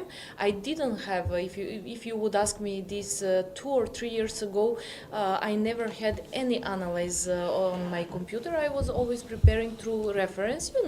You go, if you're white, hello white, then you search, and then I see what I prefer. Sometimes I would choose even variations which which computer maybe doesn't like, but I feel that I like this, or I can make something from this kind or that kind of position. It was funny, a long time ago I was roommate with Jovana Vojinovic. She's a wife of Rapport, and we were roommates. I was preparing and she said, Sandra, what are you doing? I said, I'm preparing. I asked her something and she said, you don't have any analyze. What is that? Reference, yellow, white, yellow, black, where? I said, I don't know what is analyze. But it was okay, 10 years ago. She had even then, I feel bad now, so I will share maybe a few analyses just that you feel better. I hope so. Okay, if I improve my you after you share some analysis, okay, we will talk about it. And you mentioned some playlists and so on. Do you sing during the game? For example, there is some song just before the game and suddenly it's in your mind for a while. That happens very often. Okay. Especially if we, for example, Len and me, I'm mentioning Len nonstop because usually in 99% of tournaments I'm roommate with her. We have very similar energy, we have very similar taste, and we are listening some music, and then you end up playing chess, but you're singing and repeating same song over and over again. It happens very often. What about you? Okay, that was the case before, but I told you somehow I cleared my mind and I was so determined because I realized it's very hard, and I wanted just to be fully focused and try to fight against those top players being in a great shape. So I got rid of that, but it was common. I remember during some World Youth Championship you mentioned Oropesa de la Mar in Spain, and actually at some stage I think even some player was calling arbiter next to me. The guy was singing too loud during the game. So I know that. He didn't even notice, probably. Yeah. So it's common. It's common. Mm-hmm. Let's move on with the camera. So in GG thinking, I will check this game a bit later. 2 bishops advantage, but black is quite solid. Here Friedman is playing with the black pieces, but seems to me that Fedoseev is pressing a lot, and it looks that white is better here, although they're, getting towards time trouble. But the thing is, you can see, guys, you can watch from the camera that queen is on e8, rook is on f8. It's a little bit cramped. White is dominating 2 bishops, so I would be surprised if Vladimir doesn't win this one. It looks more pleasant for white, pair of bishops. Yeah. Very, very convenient win if it happens from white side, so Vladimir is doing a good job, and he's a first seed, and Yeah, I just wanted to say that it's also very tricky because sometimes you have a much better or more better or better position and more pleasant position, and in this case usually you have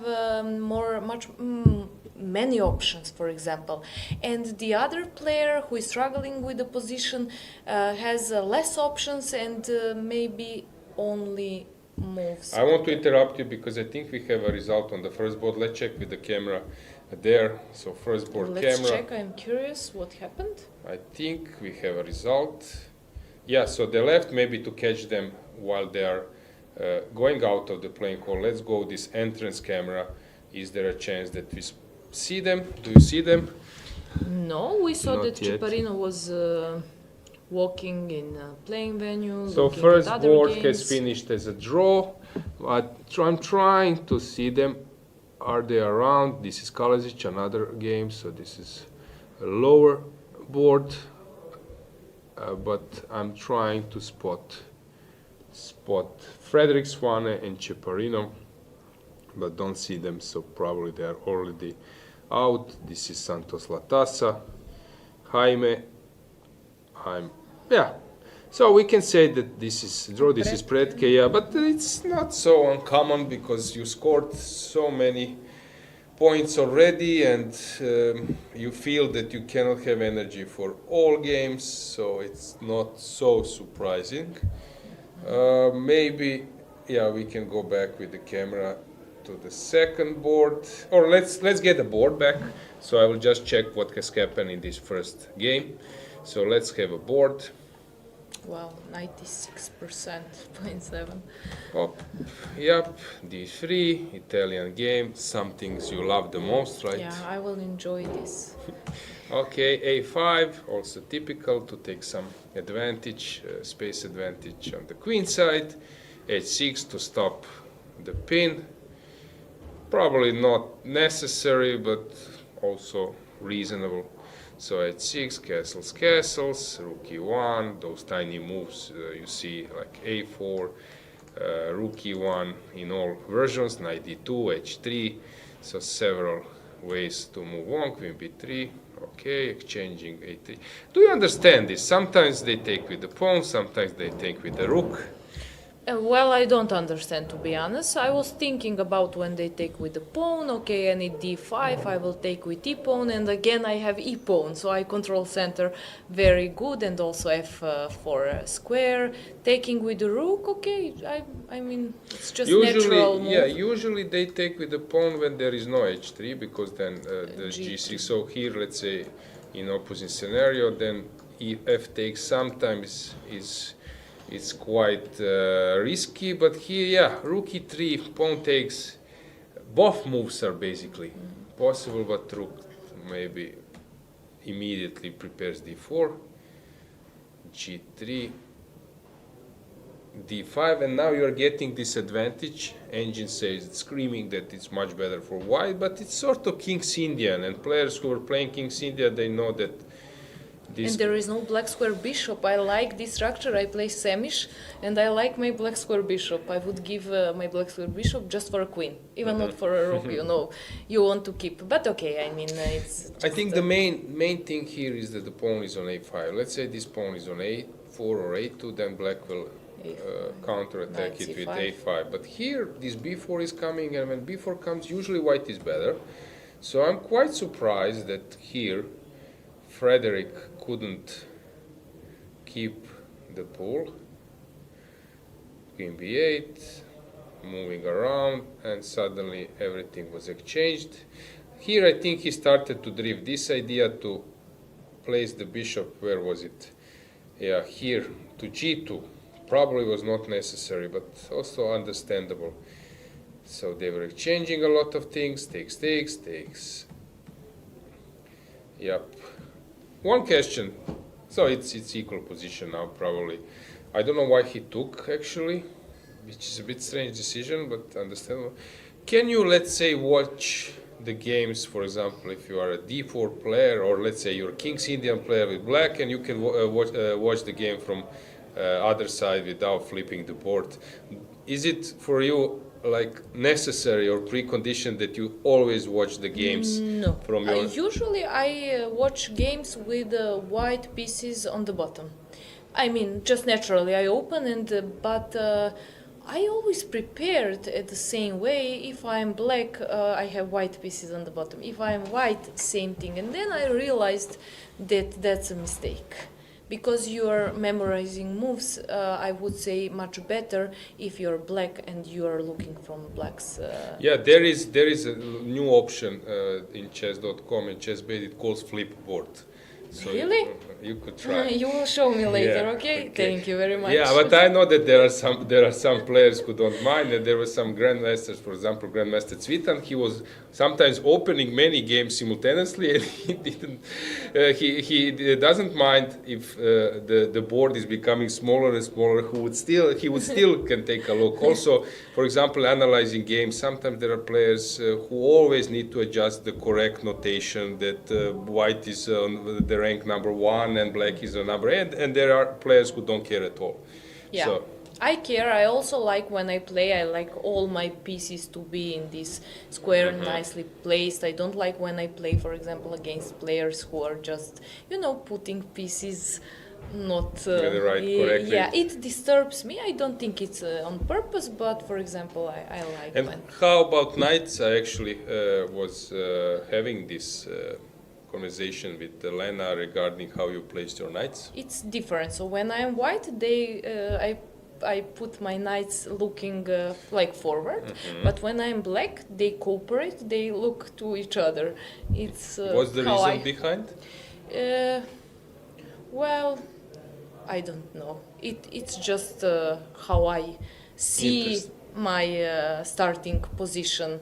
Never heard of it. Very interesting. I will watch out carefully next time when I will follow your games. I will immediately check how the knights are You will arranged. see what I said. You will see. Okay, cool. Let's get the cameras back. So first board, we can forget it. So let's go full screen with the camera. Let's check second board. So it's Chigaev against Injic. Injic is always walking and he's sort of putting pressure. Sometimes there is nothing behind. I played only once against Injic. He was maybe 2500 at that time. I was winning and it was draw. After many moves, I was pressing a lot, but he was not strong at that period as he is now. But he's always sort of pressing, showing that he's having a good position. But sometimes that's not the case, and depends of opponent, how well they know him. Here, black is probably fine. Exactly. Let's move on. We were talking about players who are walking a lot, and I mentioned that I think that they are maybe a bit nervous, but I would not say that for Injic.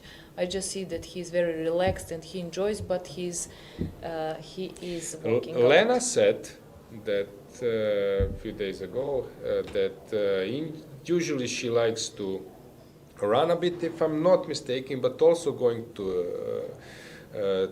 a gym. And then recently that she's joined by Alexander from time to time, that he started to go to gym. So this is some kind of Well, she didn't share this with me, you see. Maybe Now I'm hearing but for she this. She already likes to go to gym, that's true, yeah. But I didn't know that she has such a good company. I should move to Belgrade and then to have average rating higher. Exactly. How about your physical routine during the events or before the events? Do you practice some sport? I don't go to gym. I don't like. I tried few times, but I try to go, for example, once or twice. Then there is some tournament or something or arbitrage job. You go, then you come back. Then, you didn't even create or made your routine to go. You didn't have time. But for example, I like to swim a lot. I like this, and I think it's a very good way of to have some physical thing. And also, I used to play volleyball when I was in younger. I played in school. I'm walking a lot. I like to walk. I put my headphones, yeah, and I put some music, and I can walk for an hour or even more. I walk very fast. it's hard for people who are not walking fast. They always say, "Come on, are you rushing somewhere?" I say, "No, I just would like this kind of walk." Got it. Cool. Anything in chat? Any remarks? Any questions? Let's check. Okay, they asked if we can check. Actually, they didn't ask, but I guess they would like Darda's game. And someone is asking why isn't Keimer playing here? Yeah. Okay, Kemri had a tough tournament with Novi Bor, winner of European Club Cup, which has just recently finished in Serbia. He was playing second board. Very tough tournament. He was scoring heavily in the beginning. Then he was on the verge of defeat against Volokitin. A very tough tournament. And he's a top player. I think live rating they can check live 2700. We will check Live soon. 2700. I think he's now like 2725 or something like this, maybe even more. So maybe closer to 2740. So he's steadily climbing, and for that type of players, you can check 27. Just the live 27 you can write. Live 27th, and I think he's trying to make a breakthrough to top. So sometimes to risk in this type of tournament, for example, how Fan Forest is suffering. So Keimer is now which place? 19th. Yeah, he moved to 2733. Yeah. So for that type of players, prize found is good, but I guess not enough. I think we will have a guest, if I'm not mistaken. Someone made a funny comment. When you are on the tournament, you are trying to give lessons to your opponents. Okay, cool. If the price is good enough, maybe you can think about that. Exactly. So here what we can see on the camera is that Fedoseev is pressing. How is Fedoseev doing with his rating? I think he's in plus. We will check in a second. He should be in a plus, yes. Yeah, he's +3. His performance is 2758 and current ELO is 2712. So he is doing well. As we said, he had a lot of quite strong players, grandmasters, Romanov, Kadric, Muradli, etc. So, yeah, with 4 points out of 5 without losing any game here, he should be in a plus. Okay, so Friedman is fighting for his life. He can be a tricky opponent. Sometimes I will touch this topic many times. I did also in Serbia. This psychological part of playing style of players. So Friedman, those players are actually, he's very stable. He's not a risk taker. He likes, okay, let's put it this way. He doesn't mind making a draw. So he likes to be safe, and those type of players they barely lose. So in that case, they also, when they are somewhere on a verge of defeat, they start to play like fighting for their life. The concentration is super high, and they really start to make your life harder. So Friedman, when he's against the wall, can be a tricky opponent to finish him off. So I will be quite curious to see what will happen. Let's switch the camera. Let's move to the fourth board, where we have former world junior champion Maurizi. So another world junior champion present at this event. So let's take the camera to board number 4. He's playing against Bogdan Daniel Deak. Mark has won World Junior Championship in Mexico last year in September, being only, if I'm not mistaken, 16 years old. So now he should be 70 or 80. Can you please check how old is he? Of course. He's 17, Yep. very young. Too young. Okay, yeah, too young. There are actually in first 25 places here, I think 5 players who are under 18 years old. Can which we is, check maybe world junior rating list? That would be cool to check. So under 20 there will be players like, so let me think, Gukesh of course, Firuja. So let's check world junior. Yeah, okay, we have on the Yeah. first place, of course, as you mentioned, Gukesh, and then Abdusatorov, Nordibek is second, Pragnananda. Prague is here. Prague didn't have some great result on European Club Cup. He was playing really bad. Yeah. He will forget this But event. it happens that's just, that shows us that in chess you can have good and bad tournaments, and even for the strongest players it happens. So which place, for example, is Mark?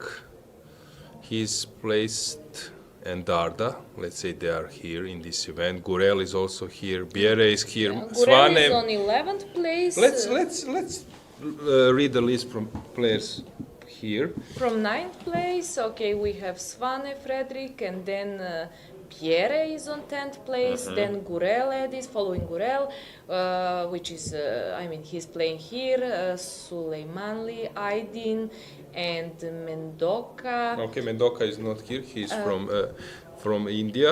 Okay, Yeah. I thought we... No, present just- here. So Darda, okay, for Darda example, is he's here. on 15th place, Erdogmus top is- junior players. Dogmus is here. Mauritius is on board. Is on the number 20. So we have many junior players. So once again, Svane Frederick, it's number 9.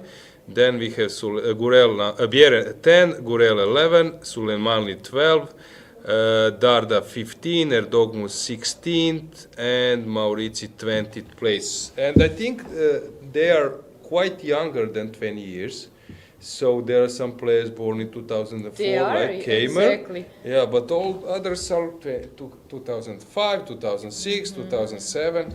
8, 9, Yeah. yeah. So there is a big chance that they will stay in that group and climb a bit. So Deak is thinking. He's black, and his position is quite complicated. Seems to me that he's under heavy fire. He's still coughing. Not a great thing. Hopefully he will solve this.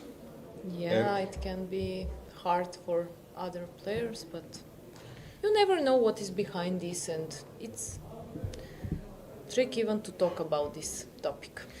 I fully agree. So what's the position here? Hard to say. White is pressing. I would rather take white, but we will come back to the board. Let's just briefly check camera number. Okay, Mauricio is back. Camera number 5, although that game has finished. You can see, yeah, kings are placed opposite. It was funny, Sandra, during this Global Chess League in London, which was organized beautifully. First year was in UAE, and this year in London. I was there. It was really cool, and actually there were many spectators. Okay, maybe not many. Many is maybe too strong word, but a lot. And I was asked when I was coming out from the venue. I got this VIP entrance, whatever, and I was asked, "Excuse me, are you a player?" I said, "I'm not a player, but I know something about chess." "Yes," I said, "I'm a grandmaster." "Okay, so what does this mean when they're placing two kings?" And they didn't know that. But we might explain this to you, to viewers who are basically not playing so often in over-the-board chess, that it's connected with DGT board. Yeah, of course. I mean, as king is very important in chess, and the end of the game is usually when you give checkmate to king. Then we use kings to show a result. If black's king is on black square in the center and white's king is just opposite in kind of position, but also on white square, it's a draw. But if black's king is on black square and white's king is on black square on the diagonal, then black won. And if white's king is on white square and diagonal of this white's king is black's king on the white square, then it is win for white. Yeah, so to make long story short, before it was only one king when there was no electronic DGT board. So let's say that you're walking around the playing hall and the game are finished. You could see that if one king is on the board, that means that one side has won. If two kings, that was signed for a draw. But then because of these electronic boards, that they added another king, which was some kind of confirmation of results. And what happened during some games that the arbiters just input the result, but sometimes move maybe first to put king on e4, which is a legal move, and suddenly system recognize it as a last move in the game, and then people are confused why he played king e4, but basically the move was it happens very often. Okay, nowadays not so often, but it happened a lot, and now they pay attention on this. When they finish a game, players are usually doing first this thing, so I saw that someone is asking about your evening routine, but maybe it's best to skip it, not to reveal everything. I agree with you. Maybe next time I can say more about this, but it's up to you. I offered you escape route. It's up to you if you want. So let's get a camera, bird view camera, where we can check some more boards. Okay. Sorry. There is a question also. They say that I said some positive words about Spain and Turkey and what I can say about Montenegro. And I should, we should say something as this tournament is here and the organization is perfect. But it's very nice always to play in the nice place. So we have seaside here, and what I like is also there is some nature here. and we have this combination between these two things. So I really like always to come Montenegro. I go also to holiday. I come also to holidays here. I like Montenegro a lot. Yeah, somehow your life sounds like a perfect one. You are always mentioning some holidays, having fun. So it seems like you are on a big like all year holidays. It's and not so fine. easy I travel. I enjoy. Like. Can I be Sandra once in a month, you're not please? the first one who said this, but I'm trying to say people that it is not as it looks like. It close looks nice. To that, People but agree there, this. people usually doesn't see bad parts of this kind of life. You have to pack, to unpack, to wash things. Yeah, it's really tough. Yes, to But pack and unpack. Yeah, no, it's very tough. Trust me. I understand. Yeah. And how about then with this luggage? Do you tend to forget something? I made like a big blunder. So I'm always focused. I know that Grandmaster Vukic, he's from Banja Luka, from Bosnia and Herzegovina. So he was playing tournaments, and he got some paper with notes and points what to take to chess tournament, and he would just have a checklist. And I was trying to prepare properly for this tournament, but I made a huge blunder. I forgot my sunglasses. How about you? Do you tend to forget some things? Yes, Analysis, of course. no, because I heard you don't have because any. I don't have. Yeah. That's actually good thing about that. Yes, I forget almost always something. That is happening, of course. But there are some things I have to have with myself, and those are some skin products which you cannot buy anywhere. Why I started those topics? Yeah, now we are over. Now Sorry, I can guys. talk Sorry, for guys. 20 minutes, but Let's guys are not interested in this. Yeah, healthcare. Yeah, okay, what to do? I just wanted to be polite. But some suddenly- glasses are also very important for me. Yeah, so I 1, 2, understand 3, how 4. you. How many you would bring? Well, I would bring. Well, I think right now I have just one. Oh, only But, one. But you are doing better than me. Exactly. Yeah. So let's get a board back. Let's check the moves. Next time you can bring the glasses that we check how it looks. Are you looking good with glasses? Are you happy with We them? will do that. Yeah. Because I'm also curious. Let's Like check. people are 50-50. You can do it last day of your commentary, so that's the last moment when we are wrapping up things. So when it will be a wrap, so we can check it. So Injic against Chigaev. A few moves ago in this situation, it looked like a dead draw, but Injic, as you mentioned, okay. So sometimes he's just moving around and putting pressure on their opponent, showing that I will sacrifice something, and yeah, sometimes they say there is this, I think, Russian saying that running from a bicycle, he jump in front of the truck. So here h5 was played to Bishop run. h6 was a real Yeah, threat? probably or, not. I don't know. Let's say that. Let's say that I wait. Maybe it is. Okay, unclear, because I can stop here, but I don't know. Maybe it was. I played just silly moves, so it Yeah, was not with necessary. bishop on I d7, think maybe queen some is king protected f8, with but queen then queen d6, and who knows what's going on.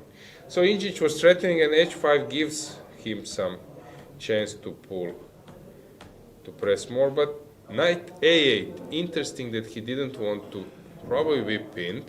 I don't get it. He could go in reverse colors of bishops, maybe potentially endgame.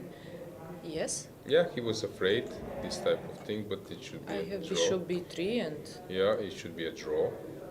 So he went for we knight. need two pass pawns.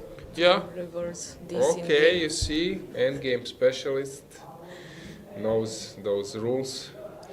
Yeah, and it should be two lines between them. More, two Yeah. and more, yeah. Yeah, and not wrong colored bishop pawn. Yeah. Okay, so knight a8 looks clumsy, and they say knight on a rim it's a dim, but maybe it's not so silly. I don't know. Now Injic is thinking. Let's move on. There are some games we need to check. We will check Darda, but not yet. Fedoseev is pressing, but as I mentioned, Friedman will try to sell his skin costly. Maurizi, this looks very dangerous, but we are in time trouble. We will check that one. Gazik, okay, very complicated against Varmedran. Dragnev against Sargsyan. Yeah, you remember, guys, what I said. You won't outplay Gabriel in this type of position. Actually, he's been outplayed. Someone asked if we can check game. It's on 41st board, and Attila plays against Petkov Momchil. Okay, They say we will check. We will now focus, guys, on live games. So even Darda, we will check a bit later. But let's first see what's going on. This looks horrible. But Matilev is spending a lot of time, which, yeah, it's logical since he's not professional any longer. So he's also doing coaching, but he has only 5 moves, and it seems that he's just completely he's very outplayed. experienced. Yeah, I chess can player. send him a message after he finishes if he's ready to join the studio. So we will That follow would this be one Great. closely. Actually, I was thinking later, previously, that I have many numbers of players. So that system of come, you must come to the broadcast studio is not maybe bad at all. What's here going on? It's some kind of fight. This one we mentioned. It was a great win. Actually, Alexander it would be interesting to have him. Very nice. And Dudin is pressing, and he's doing quite well. Darda, you mentioned, but okay, let's check. Let's check that game just to do it. Interesting that Reti was not high on your list as boring opening. I don't play boring chess. yeah, how I present, maybe it looks like, but actually you don't have to sacrifice everything or to play from the beginning very dynamic to play some creative game. Yeah, and I like to see creative games and sacrifices and. But as I said, you have to be realistic with your chess. What's good for you and where you're good. So it's funny, there is sometimes those songs, you don't have to be rich to be my girl, and you don't have to play interesting chess to get my attention. Yeah, okay, so sacrificing chess. So pawn up, so something backfired. Let's check. And yeah, basically black was hoping that he will get a queenside push, while white will be stuck. This bishop is not attacking anything, but then came this a4 as an important move, and then opening the queen. I love it. Attacking a6, very interesting. Okay, it's a bit technical. I would say more than like some kind of devastating, beautiful attacking Very game. nice game. Yeah, probably finish is nice. Usually, it is in this type of games. White has domination. Yeah, he just lost. You mentioned which board? Turkish player? 41st board. Attila Kuru is yes, playing exactly. against Momchil Petkov, and he has outplayed him. Yeah. Sicilian. Usually bishop c4 is the main move, and that's known. Bishop e7 or yeah, castles, knight f6. First bishop e7, of course. If you start with knight f6, then you will jump to knight g5. So that's why you start with bishop e7, and there is this known line. Or here, let's say knight d3, d6, knight g5, castles, f4. I was playing this against Ivan Šarić and so It's on. white, yes? With black. It's black. I'm d4 player. I'm dynamic player, I wanted to ask you this, but okay, you gave me answer before I asked you. yeah, I'm a d4 player. I'm not Mamedyarov style, but like aggressive player with d4 piece, with d4 setups. So there are, before people were playing open, close games and open games, and playing. Okay, we have a draw in the axe. Let's catch them on the first bird view camera, maybe. Let's go to bird view full screen, and maybe they will go left. Okay, maybe better is to catch them before leaving. So let's go to the entrance camera. Do you see them? Not yet. Yeah. Aha, there is a guy from anti-cheating control. Probably they will just go regularly to do this. I guess I just saw this. Nothing interesting. I mean, very interesting is happening there. Just yeah, I cannot. They are just playing, sitting, and Yeah. So another draw.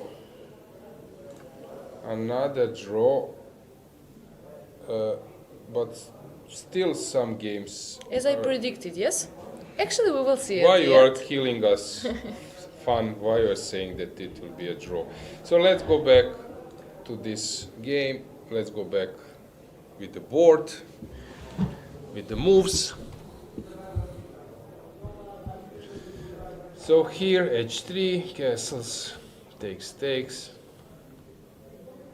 f4. This is typical stuff. So you are a bit stuck as black. Looks quite nice, but it's easier to play with white.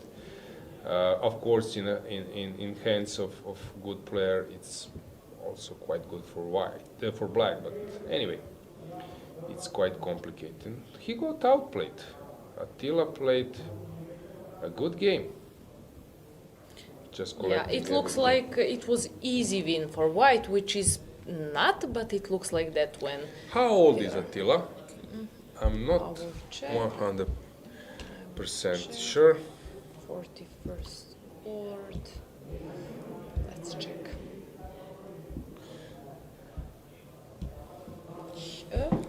He's 13. Wow. Yep. I was so surprised Very- when I took a look on this. Yes. Okay. Very, very young. Yeah. So Fressinet is right.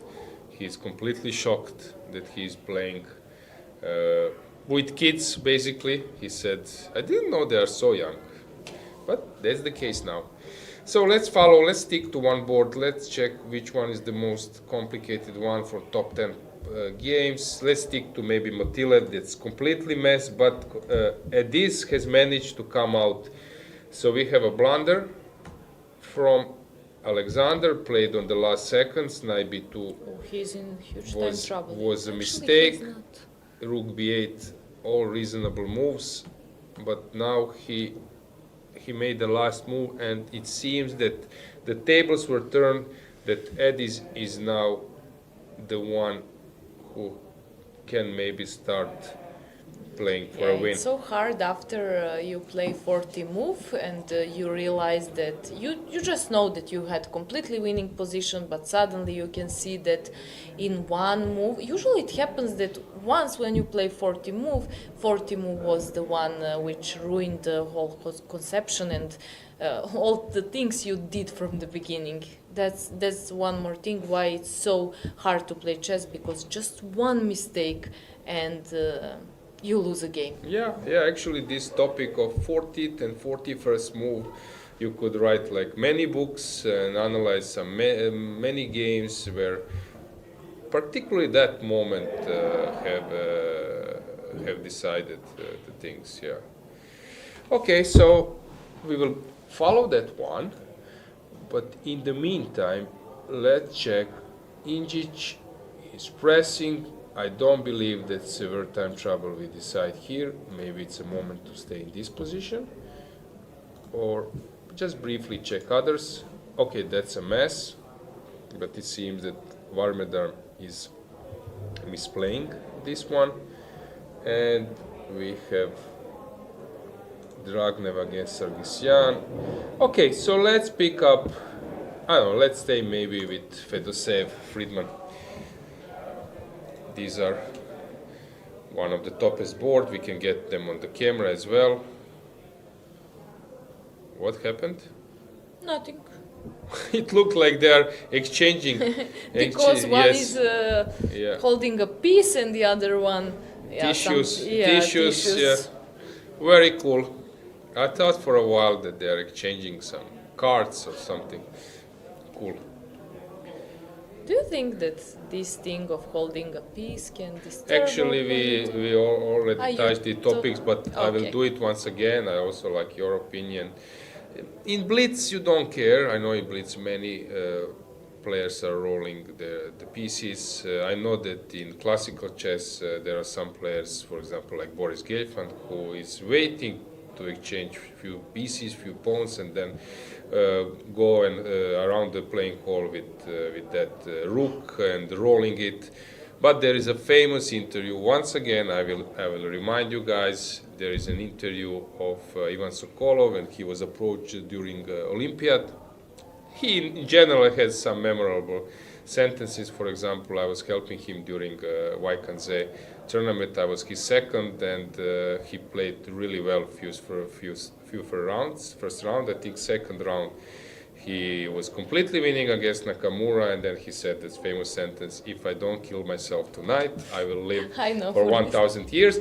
And Ivan is usually a good, I would say, speaker, a good player to be interviewed, and he was asked in the recent Olympiad some questions, and he's not used to questions. For example, I'm asking, playing with Lena, I will play with you as well, if or yes, and so on. So he was asked about, I don't know, the most memorable opening, blah, blah, blah, and then the most annoying habit. And then he said that most annoying habit, actually he was, as I said, not ready to answer that type of question, and he said, the worst habit is when some players purposely they use take some pieces and they start rolling it, and then he used some adjective which I won't say, so you can check this interview online, but it was it was quite funny. I was laughing a lot. Okay, but how you can know if it's on purpose or it's not on purpose? As I said, very hard I to- think if it's close to board, if it's down the table, then it's fine. I noticed that you were rolling some pen, or no? Yes, Yeah. So do you do it during the round? sometimes, but I'm sitting like this and it's, you know, in right Okay, hand. that's not- fine. That's fine with me. But I don't mind also if it But- doesn't disturb me, but I understand we are all different and it can really disturb someone. So Yeah, that was some kind of habit before, but I never do it during the game. So I was trying to be. You know what was my system? When I was playing the player who is nervous and shaking, I was playing against Mamedov, against some others, for example. The more nervous he is, I would be looking like I'm falling asleep. So that was my system. So the guy is like completely crazy, and suddenly I would just go down in my chair. Almost I'm sleeping. That was my system. that worked good? I don't know it worked, but that was the way how I was actually I was protesting about nervous. I don't like nervous people in general to be around, but I can live with that. But during a game, when I see that someone is nervous, I would start like sleeping, and I think at some stage that annoyed them as well. So that how I'm not worried, how I'm Yeah, exactly. Yeah. Why you're just, Yeah. nothing, I would everything is fine. And Yeah, and usually when I'm in company of some people who are saying that the problems are biggest thing, very nervous, I'm just doing opposite. The more they do it, more I'm saying that this is not important, this is ridiculous, and it's funny sometimes. We have some chess grandmasters, I won't name them, in Croatia as well, and they would be worried about entering the country when you're traveling, about I don't know, transfer will be on time, and more they are nervous, more I would say that this is not important. They will start laughing. Come on. Yeah, if we lose our things, that would be great. Then we can stay, and they would be a little bit shocked. But this is the way how I'm fighting against nervous guys. Okay, what's going on here? Are you becoming nervous?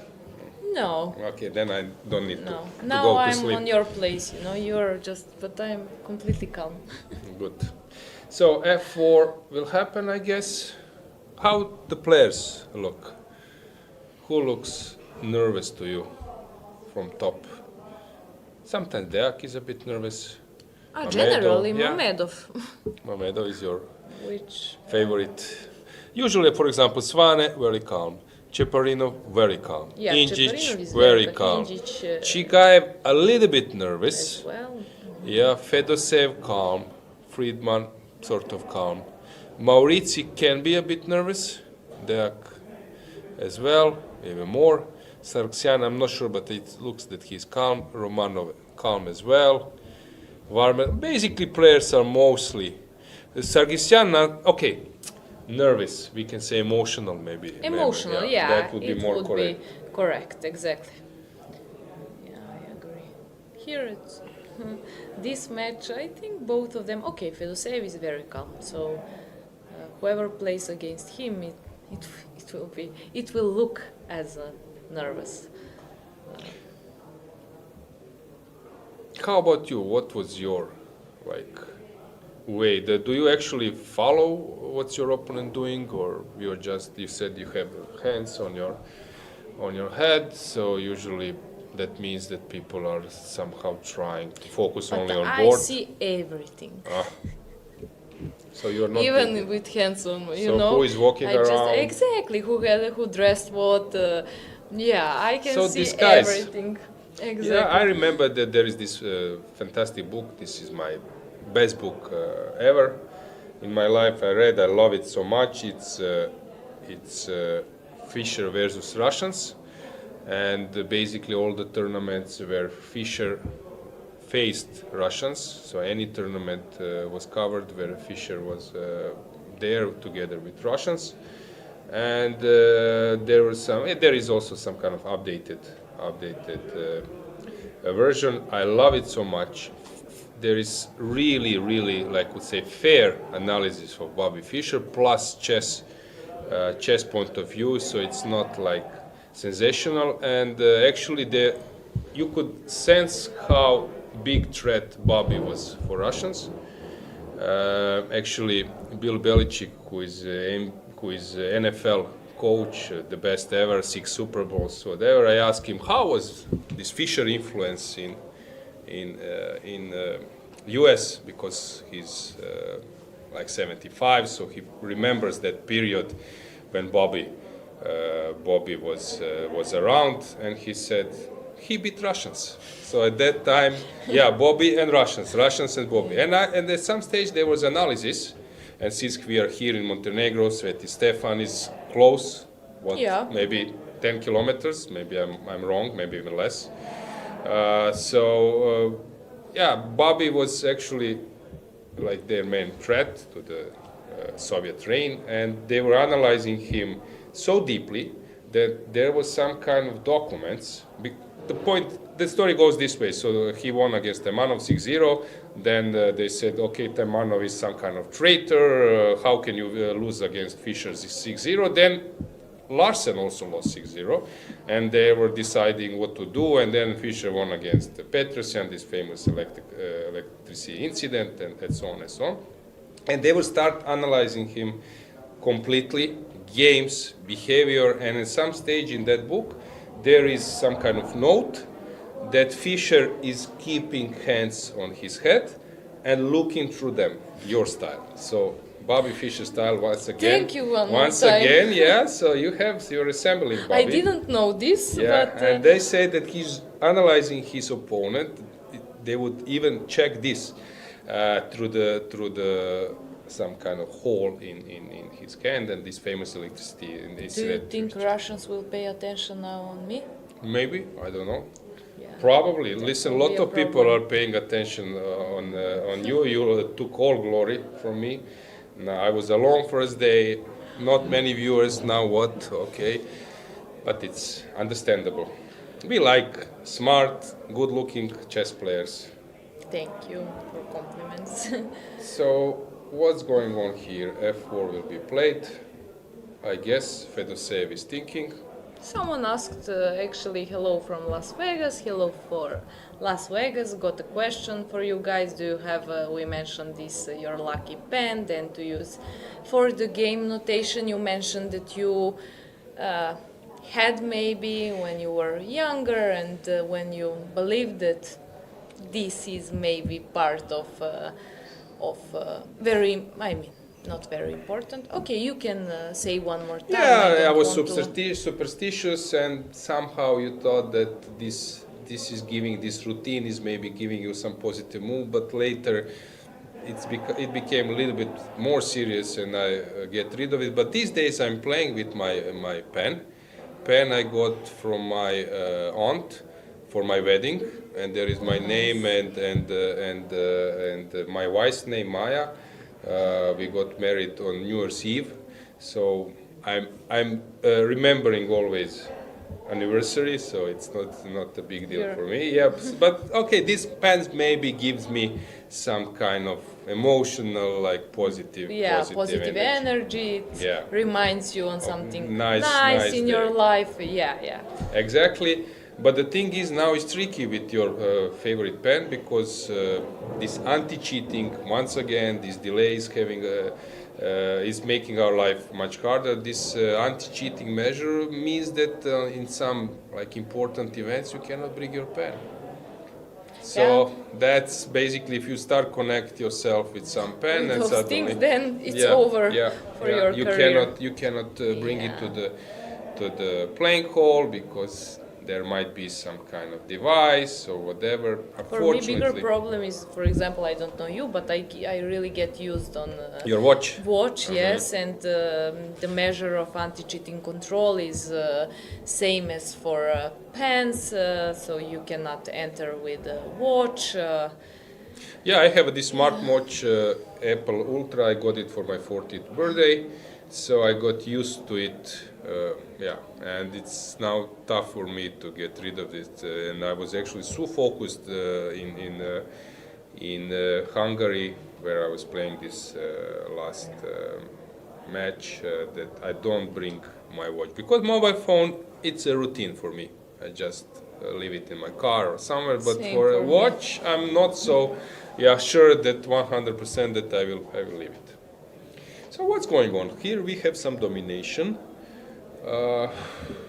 White looks that he's like completely sort of winning, although this bishop looks like a pawn. Although in this type of structure, when you have double pawns, usually pawn is on f3, this bishop fits perfectly and somehow connect your pawns, and suddenly from islands, I was saying this sentence from Nigel Short, who said that it's nice to have islands if you're Minister of Tourism in Greece, but if you're a chess player, it's better not to have many That one islands. is good. Yeah.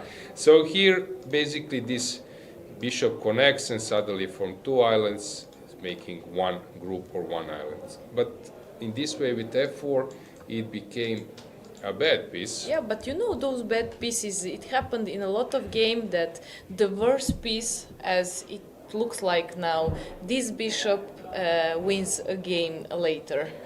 That's common, you're right. For example, in Marozzi, you have, or in King's India, but let's say in Marozzi, you have e4 and c4, while your opponent is having, I don't know, some wall, and your bishop is inside your chain. But later, after c5 has been pushed or something, suddenly your bishop penetrates, and this bishop is deciding the issue. That's very common, also in King's India. So if you know those tips, then of course it's much easier. Regarding structure is usually fixed. It can be fixed, flexible, or yet undeveloped. The thing is, if structure is fixed, basically you cannot change it so easily. While with pieces, they can be on a bad squares, but they can be rerouted and improved. So usually it's a temporary factor. So pawn structure is permanent or long-term factor, while piece activity is temporary factor. So that means that you should start doing things quicker if you want to exploit it, if you have better. But these two things are connected, no? Sometimes if you have fixed pawn structure and it's bad pawn structure, sometimes you cannot move pawn c4, so you cannot put your bishop on c4. Sometimes just because of bad pawn structure, you cannot activate your pieces. I agree. Your pieces can be inactive. You're right, inside the chain. I'm always saying this story, famous Sting Bishop. There was a simultaneous display of Garry Kasparov in New York, and singer Sting has joined it, and they're playing simul. And usually Garry is very like actor style player. He likes tend to make some drama, that he's even if you check now St. Louis, they are making those games when they are switching after 4 or 5 moves. Usually players come Caruana, I don't know, Aronian, very like easy going, while Garry is always thinking for a 50-second, then making with strong impression some move. So Garry knows how to make this like emotional and for public. And he was playing against Sting. Also some other famous celebrities were around, and Garry is having, that's famous, having a5 b6. Garry is having a5 a4 b5 c6, while Sting is having c7 b6 a5 pawns, and this bishop was inside the chain, so he could only play. Okay, Sting was playing very well, put a tough resistance. I admire this, but I'm always calling this Sting's bishop. You can check this. Probably I would say it's like New York City, maybe 1999, I would say. So he was just playing bishop b8, bishop a7. I loved it, that bishop. I called it Sting's bishop. Yeah. I will take this from you. Don't steal to your students. Come on, okay. You should give me 5% for some tips. I will. No worries. Okay, thanks. In my age, I couldn't work with a lady like you. It was not easy to find a lesson. I think that's nice, because you have this option to contact you, I guess, if you are not fully busy. I agree. So pawn up, and as I mentioned, it seems to me that Friedman has managed to sort of save himself. As I said, those guys, when they are in a big danger, on the verge of defeat, suddenly they come up with some special skills. Mamedov, Friedman, and some others, and I've seen this situation many times. Famous game Gukesh against Mamedov from now a recent Club Cup. I was doing a commentary with Dragana, greetings to Dragana if she's watching. Yeah. She couldn't come. So we were watching together, and I said, usually what I like to make some statement before the game is or in progress, because people turn on engine and they later said do some comment about the games. But I was saying many times and predicting something. I said there are 2-3 players who are lost in this position against Gukesh who can turn the tables. High top on my list would be Mamedov. I said I would place him. Great skill, yes. I would place him on top. But then if he's winning, in the case he was winning, then I said I would put someone else. Now it's another role. But I said Gukesh against Mamedov, only 2-3 players can survive this type of position. Mamedov is one of those 3. And actually he turned the tables, start to be nervous, play some tricks, put some tough resistance, and suddenly it was a draw. So, as I said, these type of players, this is psychological and style and everything, so that's very important. I think we will have a guest in 10 minutes, or we can already invite him. Yes. Can you check the contract? He signed the contract that he will come? He signed a few days ago, and actually he is here, and yeah, let's make a small break and then he will see. You will see who is with us.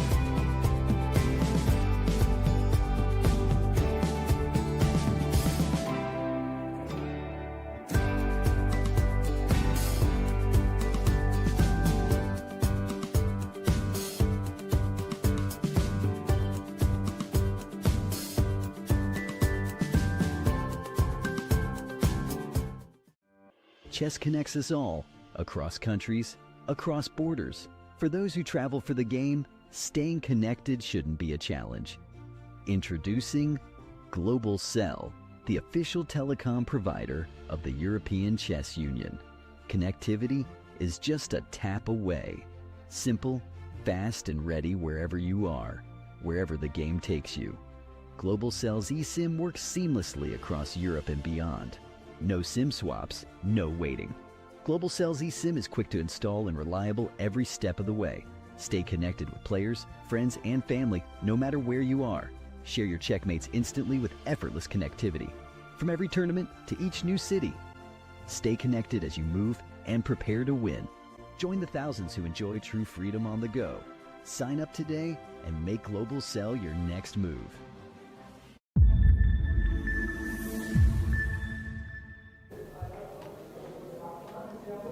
And we are back. Ivan Šarić is with us. Ivan, welcome. Nice to be here. Yeah, so you won the game. It's not an easy tournament, right? Yeah, I started playing well first 4 rounds, but then I played one really bad game yesterday. Actually, before that, I had a feeling that I missed some wins, and I had 3 out of 4. But then yesterday, I made so many bad moves, like 3-4 big blunders. Dragnev, yeah. No, I lost. It's not surprised that I lost, but just the way I lost, it was. I was worse. Then finally, when I got a chance, I was so shocked that it wasn't even because I was dead lost, and then in one move just went from dead loss for me to dead loss for him, and I didn't even expect that. I didn't realize I'm winning. I was still searching for the draw, but I couldn't calculate almost anything. It was just so bad. Even in the end, when there was, let's say, some simple move to continue and play a game, and when it's still zeros according to the engine, I played such a bad move, and it was immediately over. So really some strange decisions yesterday. Yeah, you also had a chance to win, I think, in the 3rd round, right? With white? Yeah, okay, that was just few moments. Most of the game it was draw, and then my opponent didn't find the most accurate way to defend, and I thought I was certain that I'm winning, but again, it was not so simple. Just to remind our viewers that Ivan is European champion for 2018, right? Yes. Yeah, individual champion, so you know how to win this event. So what's your ambition here? To repeat it or to qualify, to fight for medal? No, okay, first ambition is to qualify, and then medals depends on the result. I was ambitious till yesterday, but now I will reconsider so far. So ambition is to qualify. Adjusting your plans. Okay, let's check the game. Let's get the board. Frankly speaking, I'm not familiar with your opponent. Probably you learned a lot before the game through preparation. So what is his style? How he plays? Actually, d4 was a big surprise because he almost exclusively played d4. Yeah, I noticed that he's solid with good players, so I really needed to win today, like almost desperately after yesterday's game. So I choose King's Indian. That's like people know that you play Slav and mix it with King's Indian. Yeah, Nimzo and stuff. Yeah, Nimzo and some stuff as well. Yeah, okay. So yeah, unfortunately he played the most solid line, which is G3, which Black has like 5 different ways to equalize. Like D5, C6, D5 is the most solid, and but actually you played against Levic. Yeah, yesterday. 2 days ago. Yeah, something similar. It was equal, although there was some fight. So why not to enter classical King's Indian? If you are ready to play King's Indian, you still think that it's not easy to play something against Fiacedo? I don't like this position so much. So. And b6 leads to more non-standard positions, so I was hoping that he won't know some stuff here. So bishop g2, bishop b7, d5. Yeah, he doesn't want to allow knight e4. Although I was happy to see, because this is like more equalish. Let's say it has bigger drawing tendency. So d5 is the objective, the best move, and leads to fight. Knight now. It's like normal knight e6, castle, knight c5. That was played even by Magnus, if I'm not mistaken, Ivan Sokolo and others. So it's like mostly okay. Next few moves are normal. Okay. And now I choose to enter into this classical King's Indian structure with e5. And the big question here for white is whether does he go with knight to b5 or b3. Because b5 looks very tempting, but the knight is not doing anything there. And the strongest black piece is knight on c5. So after knight b3, now black has to decide to take on b3 or to play d6. So, but okay, it's maybe according to the engine, it's same evaluation. But he went knight b5. You have a huge experience in this type of structures, I think. Yes. Similar. But now my plan is very easy. So I went to d6, e4, bishop c8. I need to transfer my bishop to d7. To this diagonal, because I'm not threatening f5 with the bishop on b7. And yeah, he played a3. I was hoping that he will go slowly b3, a3, rook b1, but this is much better probably for him, because I don't believe I can play a4 since after bishop e3, let's say knight fd7. Okay. There is knight a2, knight b4, knight c6 plan, which I didn't like so much. Okay, computer says black is fine, but I was... Okay, maybe this was more principled. So I went knight e8 still with my just plan f5, rook b1, f5, b4. This is like normal. I think it's just equal. Knight f6. He can maybe here play bishop g5 to not allow me to trade knights. But then I have some extra option of, let's say, e3 because he has to take with pawn because bishop e3, bishop f5, and now I can take this bishop on g5. And okay, I'm not in trouble because there is always this e3 is kind of, yeah, maybe queen or rook, probably just equal position. Yeah, there is no. But your win, I think it was second round, right? Where you were like squeezing, and it was sort of equal. It still is possible to win. Wait, I forgot. There were some passers, opposite colored bishops. Yeah, no, okay, that was. Okay, I was It's trying to still play possible. objective chess, not because my opponent was. I think he's underrated. Yeah, he's a good player, so I didn't. It was just round 2, so I didn't win. Like, So it's still possible to win this type of positions in your hands. Maybe, yeah, if you're. Yeah, it's possible. Okay, I have bishop pair, so. But instead he went knight e4. Okay. But this allowed me knight e4 and bishop f5 because like. Now g3 probably helps you. Black has the safer king, and this c5 is never really so strong. I mean, he can do it, but let's say. Then d5 is always weak. After c5, black can go b5. He can also put just queen to f7. Also, there are some tactical ideas like, let's say, bishop e4, queen e4, queen f6, bishop e3, bishop h6. And if he takes on h6... So let's say this type of thing, takes, queen f6. You mentioned bishop e3. Because he cannot take after bishop h6. I can also include bc5. Yeah. Okay. And queen f2, rook h2. Rook a2 is coming, so okay, I don't have to take on c5, but like anyway, it's equalish.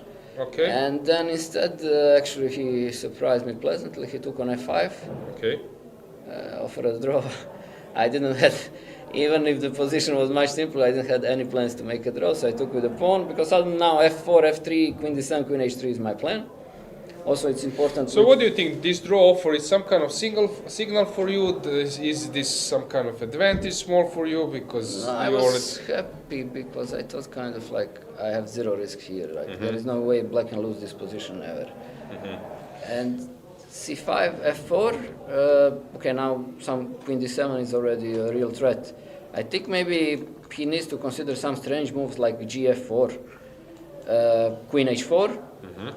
King h1, king h8. I'm never in a hurry to take on f4 because f2 is hanging, and maybe I'll go bishop h6. So, okay, this position is very tricky, I think, for him. Yeah, but it's his best chance. I think so. So he played bishop b2. Oh, this is very bad move positionally and also tactically because bishop doesn't belong there. Like, any hesitation now from your side? Queen d7, queen g5. No, that was very. I mean, he's lucky not to resign immediately here. After queen d7, he played rook a1. Yeah, I mean, I'm sure here I missed some force wins. Like, so queen h3. Queen h3, queen c4, only move. And now I'm not in time to do fg and rook f2 because rook on a8 is hanging. Okay, I can do some normal move. Yeah, and the rook is yeah. Like rook e8. Also, maybe the best move was actually instead of queen h3 was to take immediately bc5 because now the point is. What do you think? Some endgame? Of course, you don't want to play it, but also the thing is the endgames are just close to winning for me. I think with f3, e4, even rook endgames are very bad because d5 is weak and he doesn't have time to take on e4. So this was like, what to do? Should I play for checkmate or endgame? So it was a bit tricky decision. Queen c4 is only move. Yeah, if someone's offered you that type of endgame after the middle game, you would take it. But yeah, but now it's like you want to checkmate. So, bc5. I went rook b8. Maybe now, okay, I should have considered queen h3 and take on a1 and just some. Maybe this endgame was Okay, I went rook b8 because I kind of missed after rook b3. Rook c1. That's a nice move. Yes, but I forgot after rook c1, bishop h6 that he can go bishop d2 and not rook c2 because of queen f5, so or something else. It's like bishop d2 is so. Yeah, it's probably And still the better thing for you. But here with the endgame is if he manages to place his bishop on e3, then he's completely fine. So I have to be careful. So I decided to go queen h5, which was a bit risky because like I had to calculate some bishop a5, but then I think I have a e4, a e3. Yeah, computer agrees, but already I was like not playing the most precise way. Still, it's much more pleasant position for black. He took on d6. some time trouble approaching. Okay, yeah, we are under 10 minutes both. So CD, CD. yeah, now probably king h8 is the best move after queen a6. Like maybe any move wins after queen a6. I went queen h3 to trade queens. Okay. Okay, looks like computer agrees. Bishop d2. I took. If he takes with rook, then it's rook d3. Dropping the d5 pawn and king comes to e6. So now very important pin. King e1 and e4. And now I was thinking that bishop endgame is winning. Is he losing because of bishop h6 and then e3 in the end? For example, if he goes, No, bishop h6. yeah, and he's losing just to show the US, yes, and yes. then there is this e3 coming. Oh, in the game it was a bit better version for him, but still lost. He moved the bishop, I gave check, and now I took on d2 first to get his king to d1. And then he, Yes. yeah. And he is not in time to push g and h pawns because I'm in time to take on d5 and return with the king. So let's say h, you take g. No, I mean before, let's say. With king on d1, Okay. I go g4, king f6, h4, king e5, g5, king d5, I h6. can even go this direction, but okay, yeah. Yeah, okay. Yeah. So. Okay, still I don't know. Maybe against some stronger players wouldn't be enough for a win, but Yeah, my technique was very bad, especially after bishop b2. Everything looked so winning, so it was not that easy. Are you happy that there is a free day tomorrow? Yes. Okay, do you follow other games? Did you have some times maybe to check what's going on? Not really. Mostly I just know what's going on around my boards around me, and that's it. So you will be now on +3? No, +2. Okay, it's still decent. Yeah, not terrible. Yeah, +4, +5 is needed probably. Yeah, something like that. I'm really Yeah, I would say +5. I'm trying to get at least top. Regarding, for 10. example, they're saying top 20 qualifies. But I mean, usually +6 is medal or first place, depending on the criterion, and +5 is top 10, and then you have this +4. and so on. It depends of Yeah, you can be number 15, 12. You can be also number 40 with +4, so you never know. Yeah, but I'm saying that usually people also sometimes qualify below the line, 1 or 2 spots depends of. Yeah. But it's you don't want to count on that. Yes. Okay, Ivan, thanks for joining. We will have a small break and then I will see what is going on in other games. Thank you.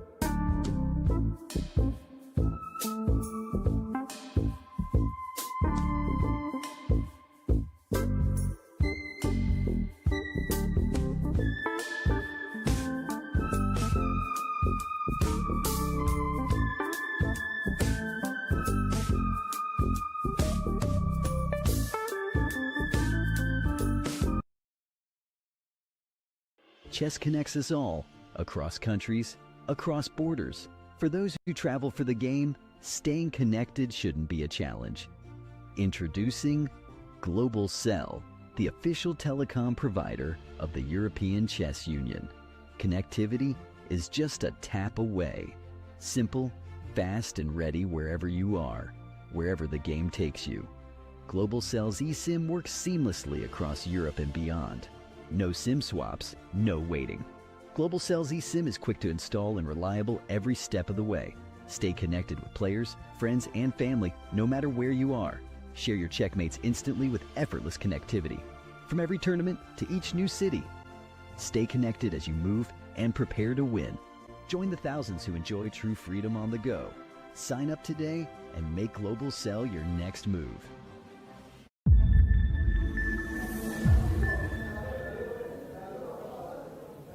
So we are back. Grandmaster Ivan Chaparinov is with me. Welcome, Ivan. Thank you, thank you. Till the moment, it seems that you're doing quite fine.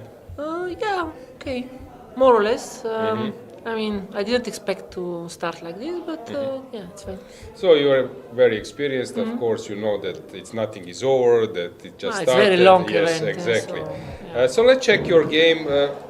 Engines are screaming that it's better for white, but for human it looked like a normal. No, during the game, to be honest, I thought I'm slightly worse, but Let's yeah, get the board. Let's check the moves. I didn't expect to be so much worse, but I think actually it's not so easy. I mean, even the engines, they show something, they show around +1, but I think it's a little bit. Yeah, too so much. you're very experienced with Yeah. this type of structure. Have you expected E4? No, I didn't expect A4. I probably could go A5, but I decided just to play slow D6. I mean, A5, it's also normal move, so. Okay, so A5 was played. Yeah, this is kind of theoretical position. So C3, yeah, H6, castle, Rook 1. And here, okay, I actually checked this position. I think Bishop A7 was a little bit more accurate. Okay. But you know, during the game, I was not sure why not Rook E8 or Rook Bishop A7. So what is after Bishop E7? No, the idea is that now you prepare- skip this Queen B3 idea. This is the point. And now we can go Rook E8 already, and it's a bit different. Okay, got it. Yeah. So you played Rook E8, he went with this Queen Queen B3, B3. Queen E7. I think it's still fine. Yeah, Bishop E3, take. So I don't know, for users, I'm not an E4 player, so how to explain when is F takes E3 good, when is Rook takes E3? I think usually you want to take with piece, but sometimes you take with pawn. But here I think it's not a big deal because I can just, let's say, bring the knight to B8, D7, and then F8 or something. So yeah, Yeah, I it's mean, not with Rook easy. looks like the best. that yeah. D4 is coming. And now, okay, during the game I wanted to play Rook B8. This was my idea, but I just didn't want to push B5 because after D4 I have to go B5. This is the point. And take Rook B6. But okay, it looked a little bit sharp and. Is this yeah. typical motive because you are actually... It's a little bit weird, but I knew these kind of moves are possible in this position, but I just wanted to play a little bit more safe. I was not feeling so well today, so I said, okay, I just need to... Okay, regarding Italian game, are you sometimes not happy analyzing this type of position because it's not your style, you are quite an adventurous player, but what to do? Sometimes you need No, to... but okay, I checked what this for white, for black, so I mean... Also, I'm a little bit changing my style, no? I'm already old, so so it's already different. Yeah, comparing to some Turkish players Yeah, who are of playing course, this, of you're course. quite old, right? But I'm probably in this group of 4.5, I'm the older, no? So, the oldest, I think, no? So, Yeah, by that's- far even, I think that's so. strange. That's strange. Yeah, But chess is changing. so this is instead possible, of but- instead of that, Yeah. you went knight d7. Yeah, a bit dubious probably, but I thought it's possible. So yeah, he played d4, knight f8, Okay. yeah, knight d2. Yeah, and this I was actually okay. That's everything normal from my point of view, and then came this structure. Yeah, So maybe this helps him. That's why Yeah. engine is giving some but huge I plus. think I checked a little bit after the game with the engine just to understand how to play. Actually, it's very concrete and very difficult to understand why white is better, because he played normal. He played bishop f1. I think he should go something like this. c4, queen d8. So my plan was simple, to go knight f6, c6, and bishop d7, more or less whatever you play. And the computer is very tricky here. He's playing some kind of weird moves like queen a4 or queen a3, just trying to prevent this plan. Which I think it's very difficult during the game. Because some people will also during the game will start to think that you might play on king side, and maybe he was also a bit focused, and it's not easy to come up with actually, we analyzed a little bit with him after the game, and we also made the conclusion that he needs to somehow prevent this. Because what he played queen c2 is one of the best moves according to engines, c6. But now, instead of b4, I think the engine was suggesting queen a4 something, which, I mean, it's just very difficult. Also, this move to play queen b3, knight is far away from a4. Really he played very logical, and then I think I was fine after b4, knight. Here already I thought it's okay. Okay. Queen c7, yes, bishop d7. It's already difficult for him to progress because you never can play c5. You don't want to take on c6, so it's not clear how white plays, no? Yeah, because c5 doesn't lead anywhere. I think the only chance to play for a win is to take eventually with e pawn to d5, but then it becomes very sharp and. Neither style position with some For probably example, upgraded version. You have usually bishop on e7. In the game, for example, he could take with e pawn. So here, let's say. But already I liked my position after knight f5. It's very double-edged, no? I mean, I want to go knight d4. I want to go e4. I mean, it doesn't look so bad for me here. Usually you are quite experienced in type. No, but even if I have the feeling, you know, that even if white is better objectively, I mean, it's much easier to play with black because my moves are easier. I want to go e4, knight d4 or something. Yeah, and, so he exchanged now. It's yeah, this is already completely fine. I mean, I was thinking even to play maybe here, but okay. Okay, it's this AB solid. normal move from his side, or he just wants to offer draw, I guess, already. So. I mean, already doesn't matter what he plays. Okay, he took, we can briefly check some other games of as well. course. Did you have time to check, for No, example? I didn't check the other games. I just saw this Chigaev game that was surprised that he played the knight on a8. We will have Injic as our guest, if I'm not I just mistaken. couldn't understand how...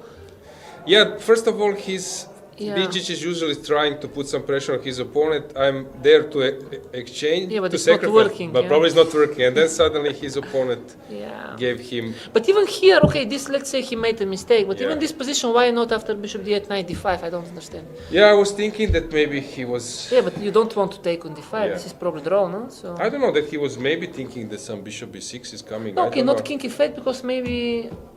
Yeah, but maybe bishop c6 first or something to provoke b3 and then king e8. Okay, I'm not sure. Maybe he was afraid of this. No, this of course, this I missed. Yeah, bishop b4.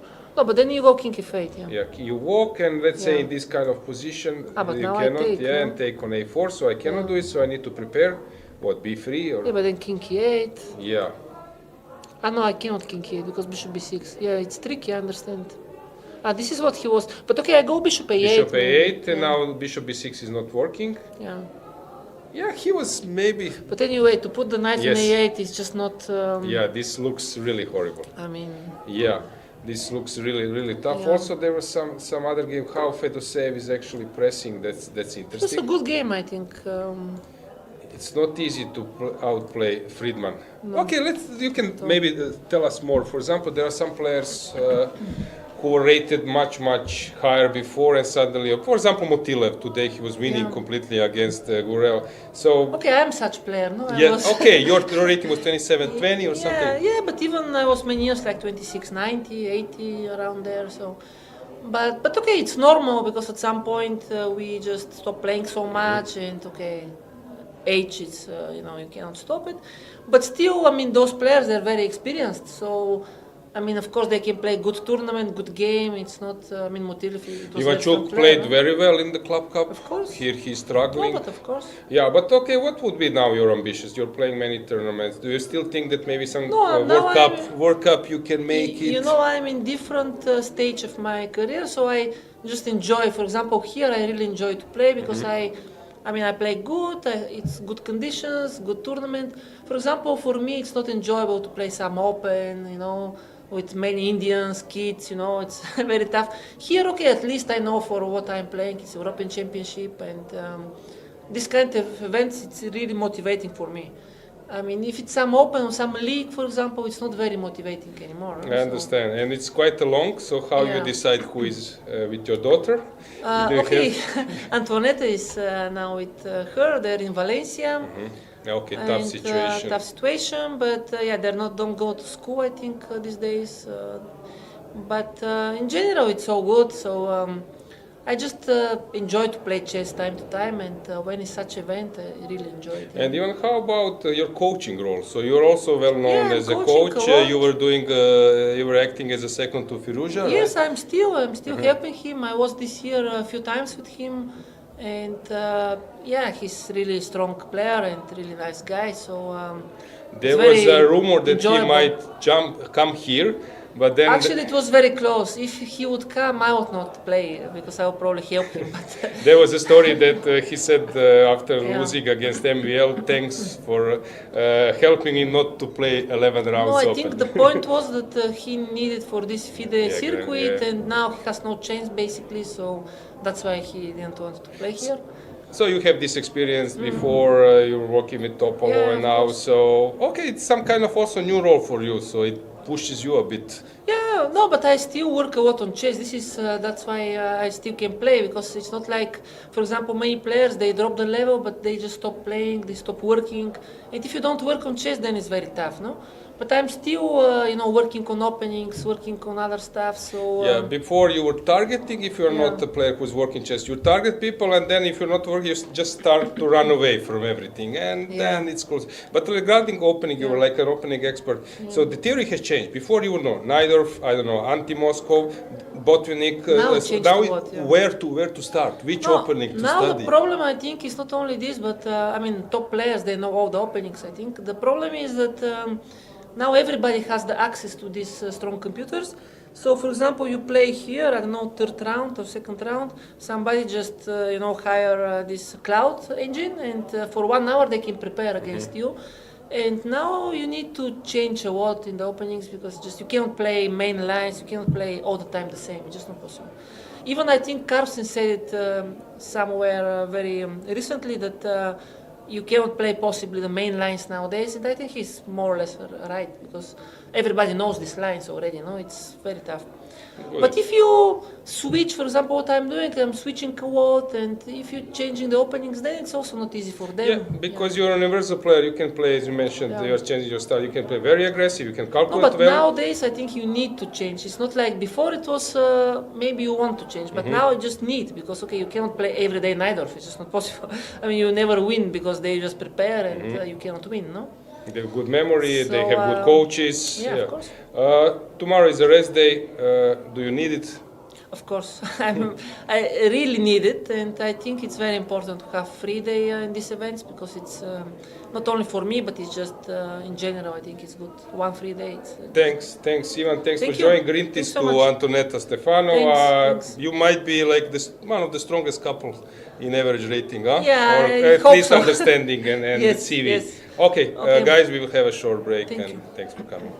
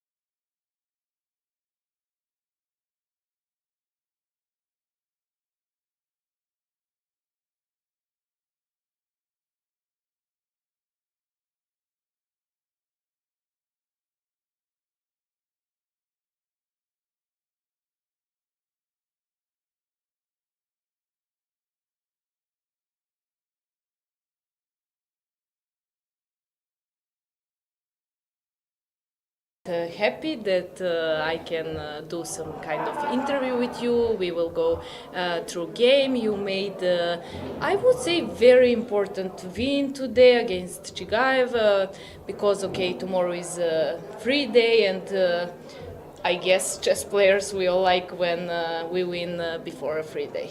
Exactly, it's a great thing to win a game before a free day. So of course I am very happy that I am leading the tournament so far, and overall I'm quite satisfied with the level of play and how things were developing in today's game. Yeah, as I saw, you made just one draw and all other games you won. You made draw against Serbian chess player Nikola Sedlak, and you also had one very nice rook sacrifice so far. Yesterday we were also following your game. Did you play so far against your today's opponent Chigaev, or you didn't? I know him for quite a while, and I think he's a very strong player, but we didn't play before in classical chess. We only had one more or less quick draw in rapid chess, and I know for many years that he's very good online, offline, and I was aware that it's going to be a tough battle ahead of me. Okay, tell me something about your preparation. What did you prepare for today? We can go also through a game and we can mention if you guess what will be in the game or he surprised you somehow. Yeah, so overall I would like to mention that for this tournament I have one secret helper who is suggesting some ideas and helping me to contain more energy for play, and we are dividing our preparation. Will you tell us at the end of tournament? No, only if I win. Okay, okay. But other than that, I don't wish to reveal. So I respect that. D4, knight f6, c4, e6. Overall, I was mostly expecting either his main repertoire at least used to be g6 with king's Indian, and he is quite good there. But I also thought that he's probably more or less satisfied with a draw with black pieces, and he's going to play something solid and maybe just to keep solid position. To keep solid position and wait for me to start pushing without risk. Yes, and you like to push.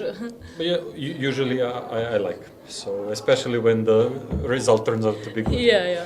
So I was expecting a little bit more for him to go for Nimzo, but of course he played d5 and bishop g5. Bishop e7, this is more or less all known theory. Queen's gambit declined.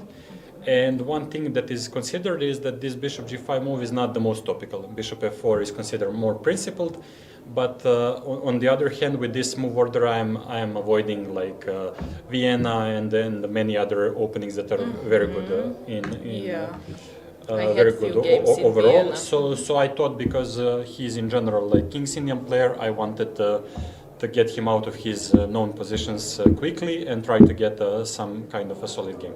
So it was like a smart strategy, yes? Yeah. After least, now we can say that. At least I thought it is. And now e3, castle, knight f3. Overall, one other possibility is for white to go queen c2. And one of the points here is if knight bd7, then white can take. And the usual method of playing for black is actually not that good now, because the pawn is hanging on c7 at the end.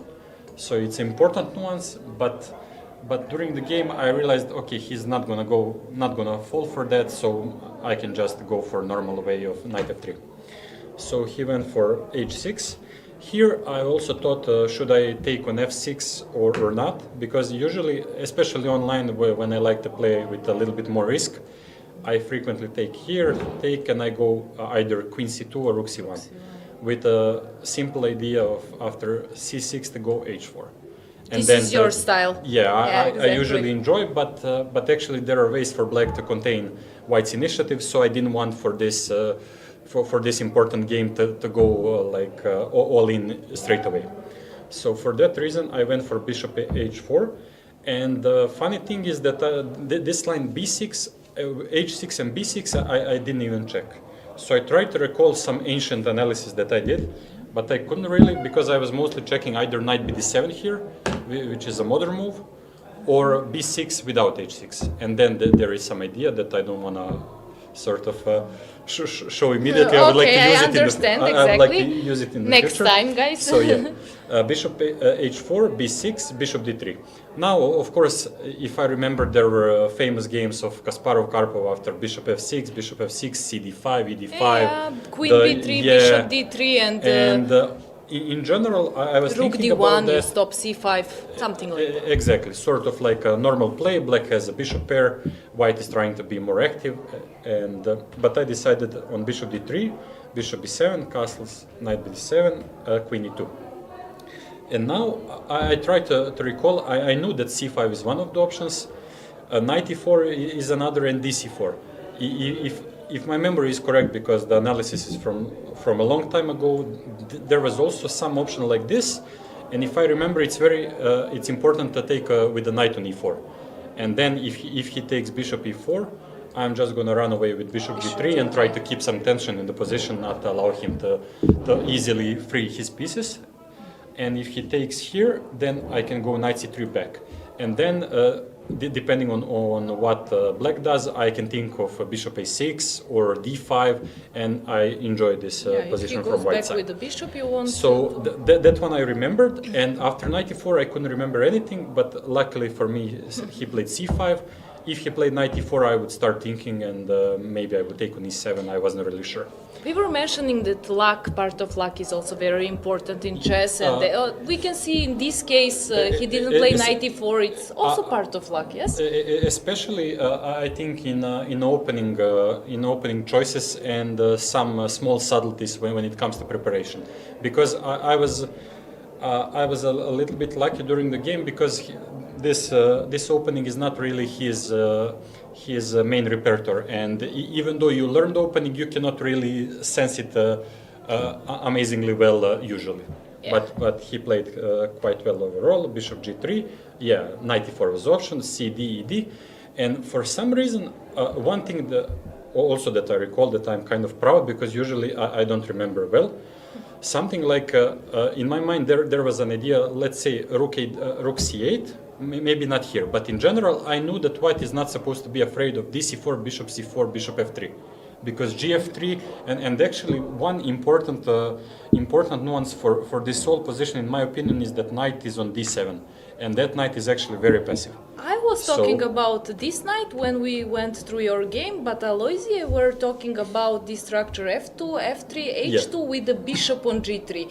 That it's just stable structure and there is no, it shouldn't be any problem for white, and you're keeping, of course, a pair of bishops. Yeah, so he played a6, and now I'm more or less forced to go a4. Even though I spent quite some time here, maybe, I don't know, 10 minutes, because I was calculating for a while move rook a d1 and after b5, d5. But it's, this looks interesting. It's a little bit too good to be true, so I decided to be more sane and more solid with a4. He went bishop b4, rook ac1, sort of anticipating if he's going to take on c3 and knight e4. And I thought that he's going to play queen e7 here and try to develop, and to my mind it was more or less normal position for both sides with lots of play ahead. After he played rook e8, I thought that I have some small advantage, because to me the move felt a little bit too slow. Like it's to the point, but it's not really what the position needs right now. Okay. So I played knight e5, and for some reason I thought that here I have some small advantage, but objectively it's not true. It's equal.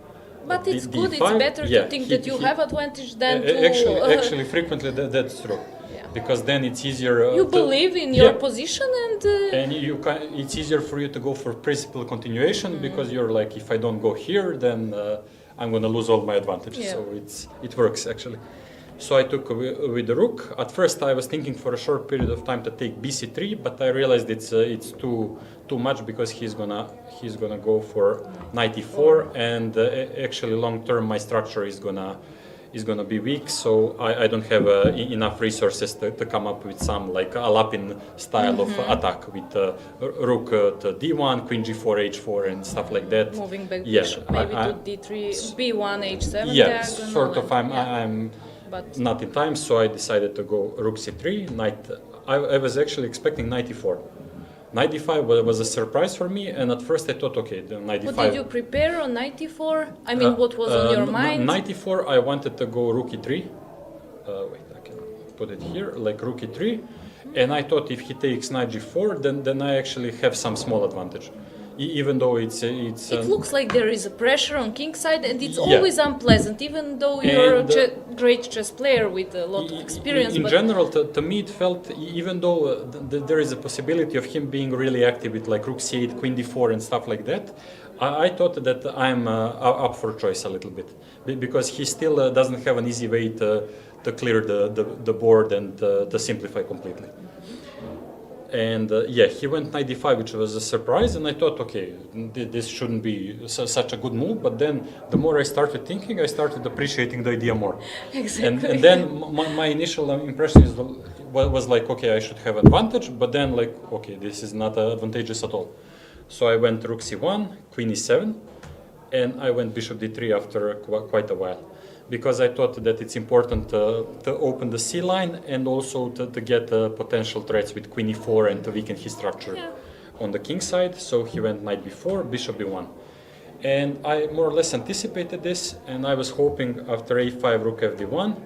At first I thought that I can even go some strange stuff like rook c3, because I was maybe hoping that if he exchanges and ruins my structure, then I will get important tempest attack. Exactly, and But- as long, from my perspective, as long as knight is on b4 and bishop on b7, you don't have queen d3, queen e4. Yeah. You know, it holds all of these important squares for your queen for in potential general, attack.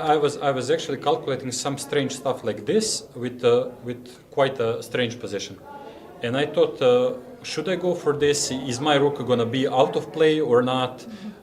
Can I come up with some threats? And I realized, okay, it's a little bit too complicated. Maybe it's not the sort of time to go for like very strange, because what I played in the game was h4, which is a solid move, and rook c3 is sort of a tempting move, but in general I think I'm risking without a real reason to go for it straight away.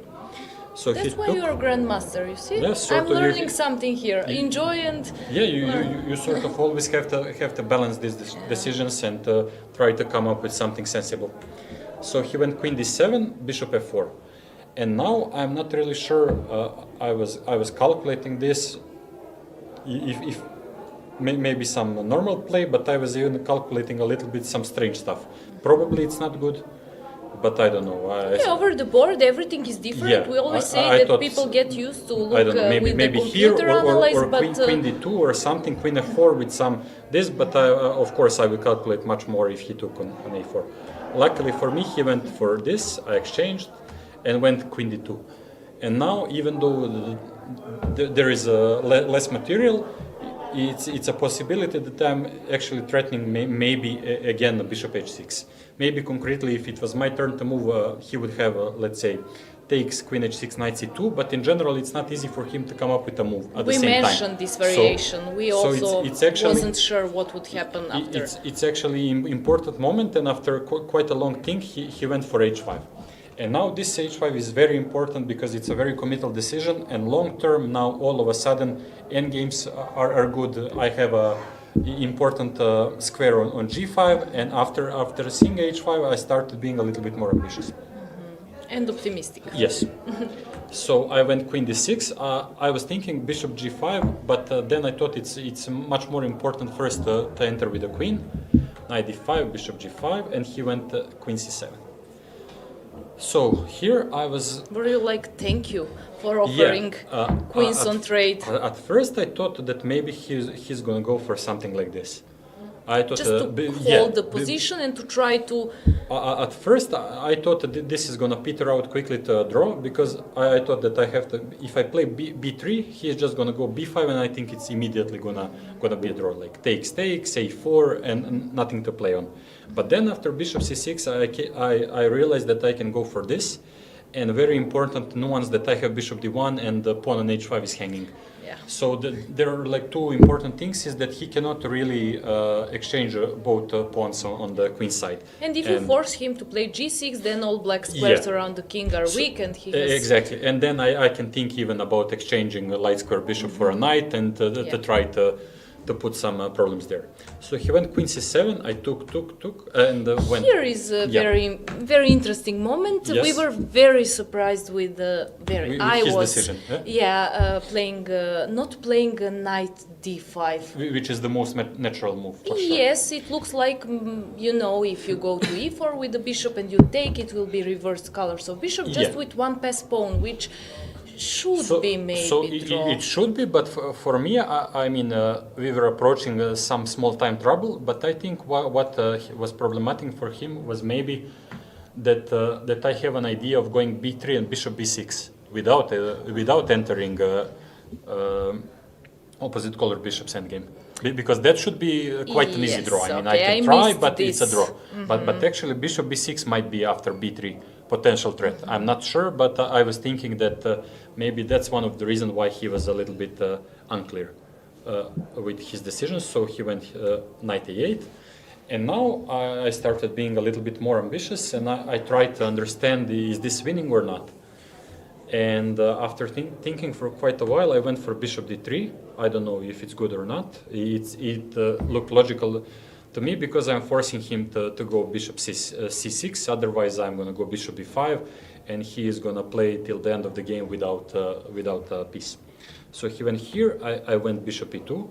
He cannot take on a4 because of bishop f3.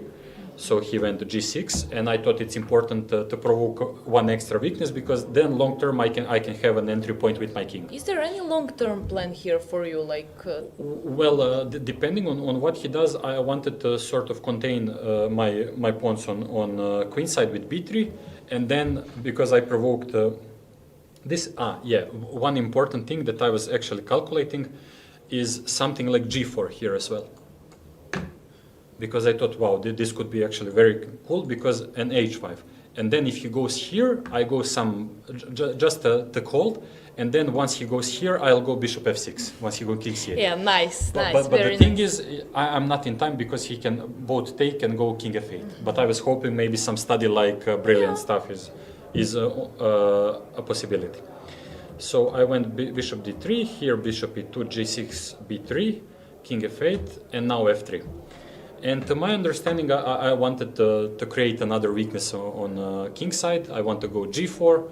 And that was my first thought after h5, that later on in endgame you can try to create a pass pawn. Or in my mind, I thought he's going to go king e8. I'm going to go bishop, let's say, g5. And I was evaluating this position with chances for me. I had no clue if this is winning or a little bit better. But in general, I was optimistic, and he went bishop d5. And now it's actually a very important moment. And I think I spent like 10 minutes here, because I had a couple of options. One is to go just bishop d1 and to allow him to improve his pieces, let's say, the similar way, which makes sense as well. Another one that I was considering, even though it looks the strangest of them all, is bishop c4. Because at first I thought maybe this change of bishops, even though it looks stupid, maybe is not as bad, because I want to go bishop e3 and his knight doesn't have a d5 square. And then I might have a time with g4 and king to this, while he's stuck with the pawn on b6. But then I realized I'm actually, maybe this is not the way. But then, of course, one of the most natural ways is to go bishop b5. Because now I'm... to restrict his king and... To restrict his pieces eternally, his king, his knight, and all for the price of one pawn. And then, at first, I more or less saw the winning idea, but I was not sure if it's winning or not. But the good thing was that I can play like 50 pass moves, and it's going to be the same. So I was happy about that fact. So I went king f2, bishop d5, king e3, king g7, king f4, bishop b7, king g5, bishop d5. And now I thought I'm not really sure if it matters, but I thought it's actually nice inclusion of bishop d7. Because he is going to go bishop b7. And now I thought it's kind of nice that now I go g4, he takes. If he takes ag, I'm going to go fg and create a passed pawn. h5 and pass pawn, and it's easily winning. He took, I took. If he takes with the bishop, knight is hanging. Yeah. So gh5 and now back. And I thought I'm not really sure, as I said, if it matters, but I wanted for him not to have even an option of b5 whatsoever at any moment. And now it's actually a Zugzwang, and it's quite funny that white is completely winning even with 2 pawns down. So he's very nice. I'm impressed. Yeah, so he's more or less forced to abandon the f6 square, because otherwise I'm gonna take either the knight or the pawn. So he went here, I entered, he went here, and now important check here and bishop d6. And now the same thing, the knight is trapped, but I want to go bishop e8, bishop f7, bishop e6, just take all the pawns, and he resigned, and that's more or less it. Your king came from g1 to f6. We were talking here how important king is in endgames, and actually in this game also we can see how important it is to activate the king so in endgames. overall I'm quite happy, not only because I won the game, especially before the free day, but also in general I find this endgame and bishop b5 move very aesthetic, and I enjoyed playing it quite a lot. Yeah, it's a very nice game. Congratulations one more time on win. It's very interesting. My father, long time ago, I mean, for example, I don't know, when you were very young, he came from some tournament, you played some league, and he was like, Sandra, I met one young player, we were talking for hours on the reception or wherever about books, and he was so impressed, and back then he saw big potential in you, and it seems that he was right. Okay, thank you for coming here. I wish you a nice day tomorrow, as we don't have games. Do you know how you will spend your day? Well, the idea is to get some rest, walk, enjoy, maybe go to exercise a little bit, because usually during such a tough tournament as European, it's lots of preparation, playing, and there is usually not enough time to enjoy yourself, and tomorrow I'm gonna make up for the time lost. Thank you very much. Good luck. Thank you.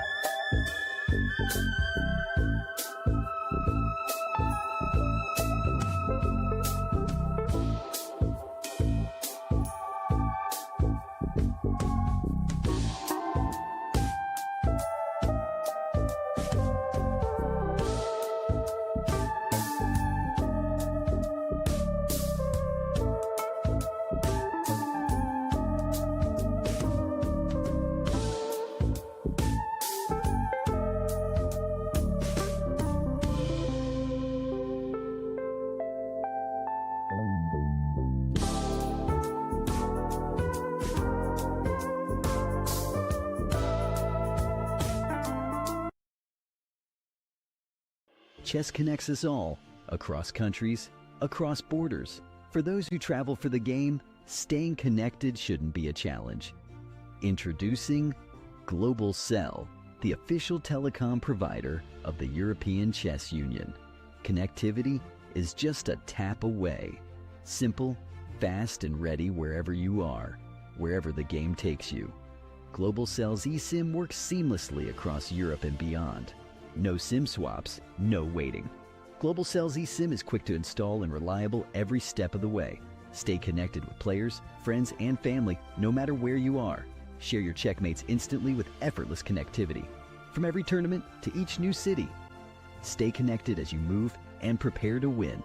Join the thousands who enjoy true freedom on the go. Sign up today and make Global Cell your next move.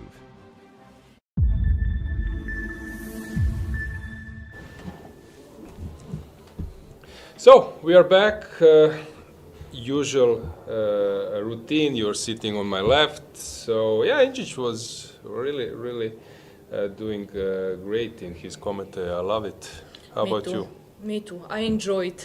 I told him thank you for this. I really enjoyed. Yeah, exactly. So He's good company as a person, but also as a chess player. So he has both of these things. I fully agree. Let's run to the playing hall. Let's first check the cameras. So what do we have left? So let's first, get this bird view. I see that Fres is fighting. I will check this game. It's our bottom right, fighting for skill life, and the position is dead loss for him. He seems so. He told me that his opponent is quite dangerous. Let's get a board immediately. So let's check. We can combine it with this if we can have this option, but with the camera, but if not important. So what has happened in first game? So now he's lost, and they're in severe time trouble. He was lost for a long. Yeah, it seems that just position backfired. What do you think? Will he be able to recover? It's not easy. He was 2700, working for Kramnik, working for Magnus, and suddenly you need to play like on maybe like 16th, 17th board and fighting against some IMs. It's very hard, really. I mean, I'm not sure. Maybe FIDE will help him. Yeah, he actually. This kind of, persons who have this kind of tournament till the FIDE. Sometimes FIDE can really help them just to recover from everything what happened, to forget and to start like they play new tournament. That would be the best, and it's easy to say, but of course, in real life, it's completely different. Yeah. He catched the call. He told me I'm not feeling well. I said it's quite tricky because it's windy here, although it's quite healthy. It's a combination of cold and sun. I think that's quite good for your health. But I understand it's not easy when you're playing. It's really exhausting, prep, tough games. So if you don't have some some sports or walk, or you're not sleeping well, then your immunity can really seriously drop. How about you? Were you feeling sometimes unwell during some long or tough tournaments? Yes, of course. A lot of times I was sick when I played tournaments, especially in winter time. And even if you feel okay and you take some medicines, you are coughing, you feel like you disturb your opponent, and you don't feel good while you're over the board, and then your tournament also with all of these things doesn't go well. So it's not pleasant to play when you don't feel well. Yeah, so what do you think? What would be cure for that? How to stay fit? How to stay healthy, how to avoid that type of situation, because if you're not feeling well, you cannot perform on your level. So how to avoid that? Probably to take more vitamins or something like that. Maybe soaking up some sun. Funny thing in my case, from the moment when Corona started, I wasn't sick. I don't remember even once. So this is very funny, even when it was coronavirus. For people who have these problems, maybe to take some vitamins, to change their meals, actually to eat more healthier, maybe some exercises. There are a lot of things you can try, but sometimes I'm afraid you know, when you're very young, when you're a kid, sometimes parents, they're like, oh my God, don't do this, and then you are very sensitive later. That's how I heard. I'm not a mother, but people are talking about these topics. So then it's very hard to change this because you're just sensitive on any change, let's say, even, you know. I understand it. Sometimes you're changing the time zone. You're changing. You're flying. Your trip towards the playing spot. It's a long and so yeah. But we can go back with the camera. So I just want to check the situation. But yeah, he was coughing. He catched a cold, and it's not easy for Laurent to play. But Jan is quite happy. So we have resignation. He will say a few words. Laurent is a great person, and I believe that he will somehow get over it.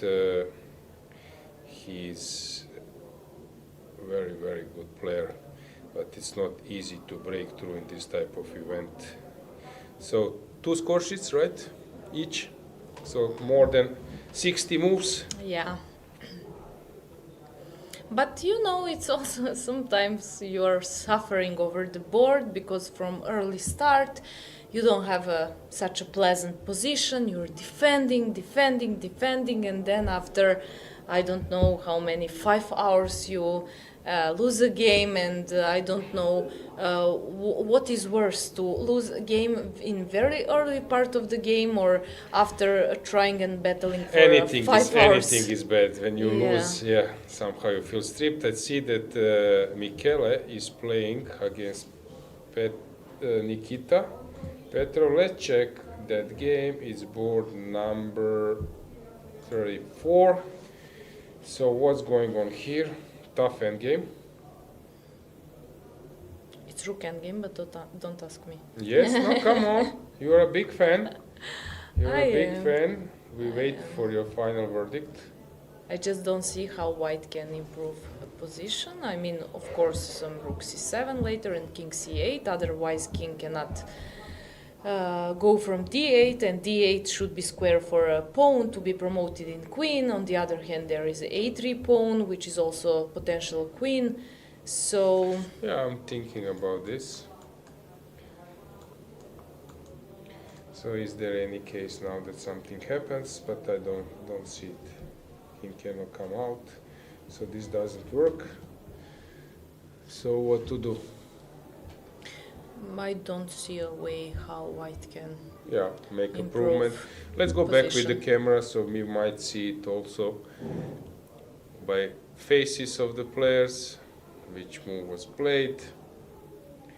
Rook was moved, king was moved. They are more or less moving back and forward. Nikita was sitting on 2 out of 2, but then it didn't go well. I heard that Sedlak played quite a good game. What did he do? Against Dogmus, which board is that? Let's check. That is 16 board. On chess results, I'm not sure that will He made a draw? He made a draw, Against yes. Dogmus, which is a good result. He's completely underrated. It's funny, usually we say that Turkish players are underrated, but suddenly Turkish underrated players are struggling with Serbian underrated players. Yes, well, Nikola is I would say, very strong grandmaster, although he was complaining that in the last few years, you know, his rating goes down and he cannot achieve some real success at the tournaments. And okay, this tournament he should be so far satisfied, I would say, Yeah, because he's he doing didn't great. lose any game. He has just 3 draws and 3 wins, and he also improved ELO plus 22, which is great. I think more 6 is, rounds, and I agree, you're completely right, Sandra. I would focus, maybe emphasize his performance, which is 27-20. Before this round, it's quite high. With performance above 27, you are already in top top 10 sometimes, so for sure. So if he can keep up with that type of play, it would be awesome. We have some discussion, a draw, yeah. So Michele was explaining something to Nikita, and draw was agreed. We have a comment. I think they talk about Morozevic Yeah. tomorrow, that he had some health problems, so he stopped playing seriously too soon. He was a coach in. He was world number 2, career high 2800, and he worked in Qatar and also in some other parts of the world. Great player, fantastic player, and his peak, he was, I would say, like one of the most interesting player. Famous game against MVL in Bill, and some others. I said I can repeat a few more times. For example, he was playing this. It was sort of candidate tournament, if I'm not mistaken, in Germany, losing against Barev in the last round, being completely winning, and he just left to the airport, and he was asked, what about those things in your things in hotel? And he said, these are unlucky, let's leave those things there. I spoke how he played this Bosnian league where I was playing. I was meant to play against him. Once again, I missed. Yeah, yes, yeah. I missed top player. And then he played only 2 games or 1 game against Ivanišević. He made a draw. That famous, it was sort of famous game. And then he invited Ivan to work for him, and they suddenly start cooperating. So I think this is the route how he ended up with Inđić. So yeah, Inđić didn't reveal his helper, but he has some helpers. I think regarding Morozevic, actually he was saying Someone who this. is doing great job. Yeah, he was saying this before, but I think there are some other names as well. I recall, for example, there was some, I don't know, some playchess.com. He was playing a lot, Morozevic, something with Trudodir or something. What was his nickname? And for example, Ante Brkić, Croatian Grandmaster, would tell me that he would send a message to him, a blitz in 1.5 hours. He would say yes, and then they will prepare for each other, and Brkić was playing against Morozevic. So he even took this way of playing online chess very seriously. I was checking Morozevic games when I was preparing in France defense, and then everything looks so nice and so easy, and then you go over the board, you try to play something similar or same, and suddenly you are in trouble. And then I was telling, what? How is this possible? But when this kind of players as Morozevic plays, of course everything is different with such a big knowledge and You're completely right. At some stage he was, okay, Korchnoi is known for French defense, but he was probably Barev as well, but Morozevic was playing a little bit different, playing bishop e7, French defense on the third move, and some other stuff. Yeah, also Nigel, but Morozevic was doing this really, really in some extraordinary way. I was so impressed when I was watching games of him. As I told you, I was meant to play. I played against Movsesyan, who was 2750 at that time. I think it was maybe 2750, but he just came out after winning or sharing first place in Vaikanze.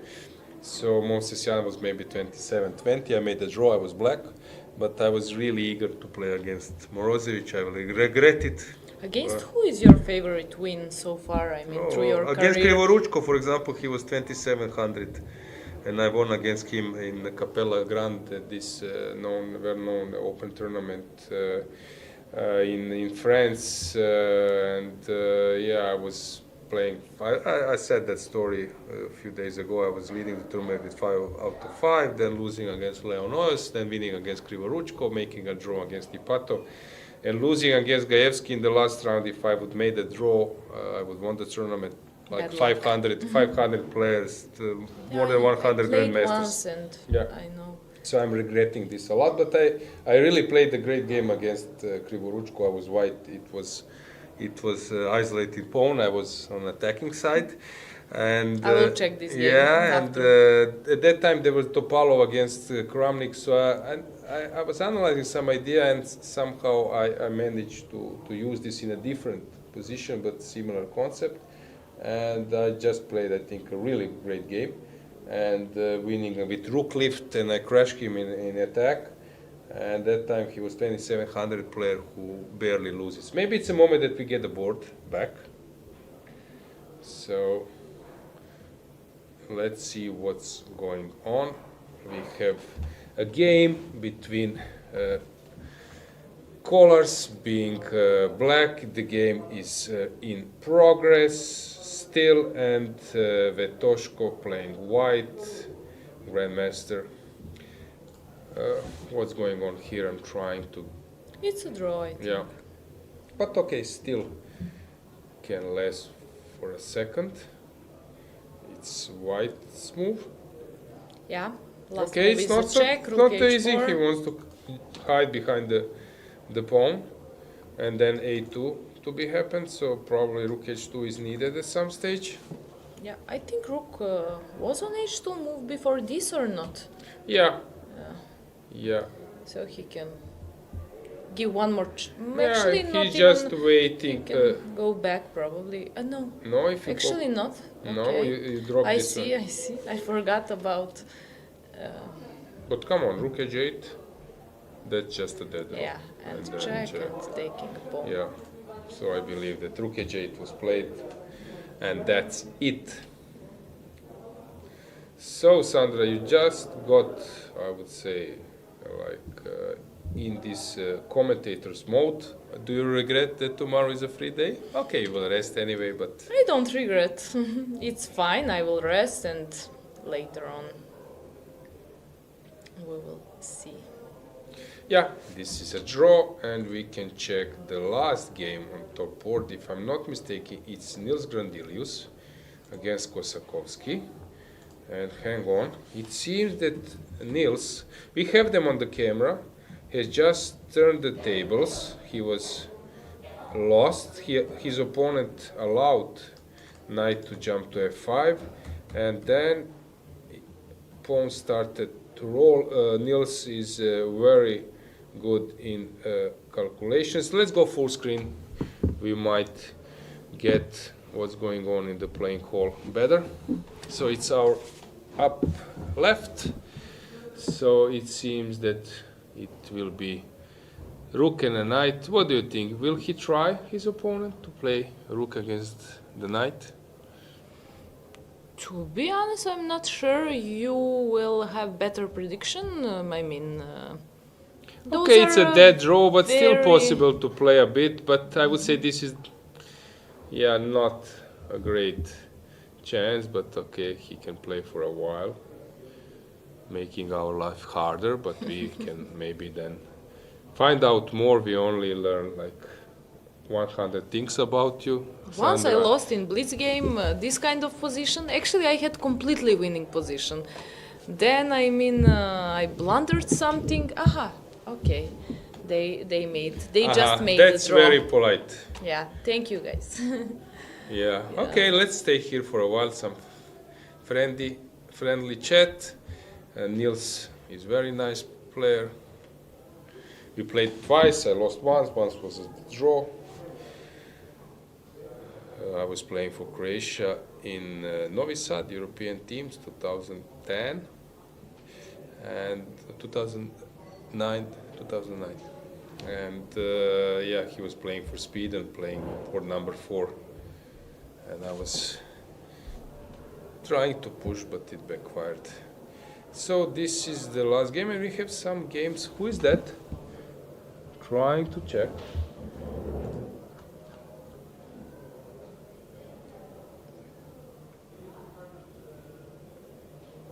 Okay, players not so highly rated. Basically, that's the last board we will follow. Okay, just to check the results. So we have now Injic, who is leading the tournament as a solo leader. Then Fedoseev is right behind him, and also Svane Frederick Cheparinov. We have also Motile. Motile won the game. Hang on. Let's get the Let's board. check. Really? I missed that. Completely missed that.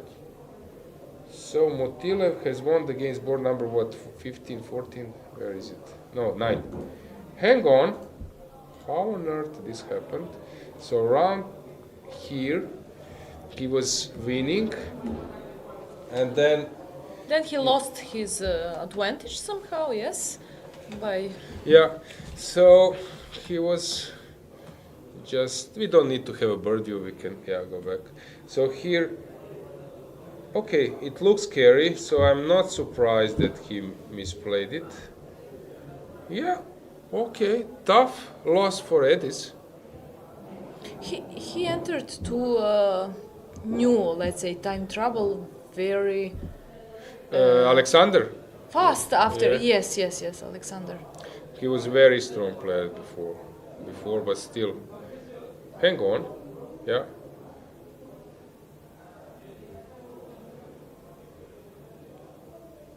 Fantastic game. Yeah.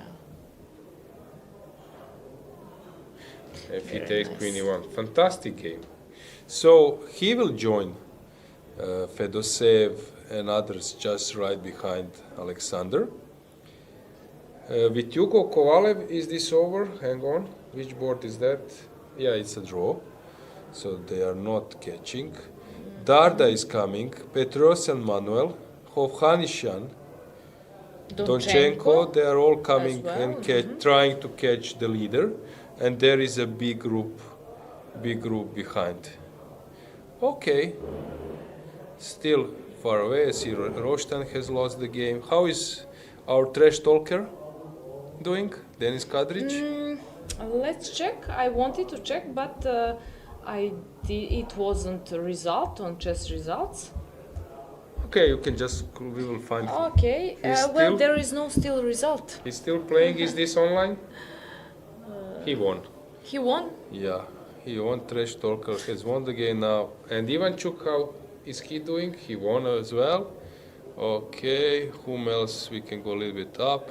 Ilinka from Romania. He won. Okay. Can I check so far best female player? Yes, why not? There is no result. Do we have maybe on 43rd board, because she is doing great. Her performance is. She's still playing.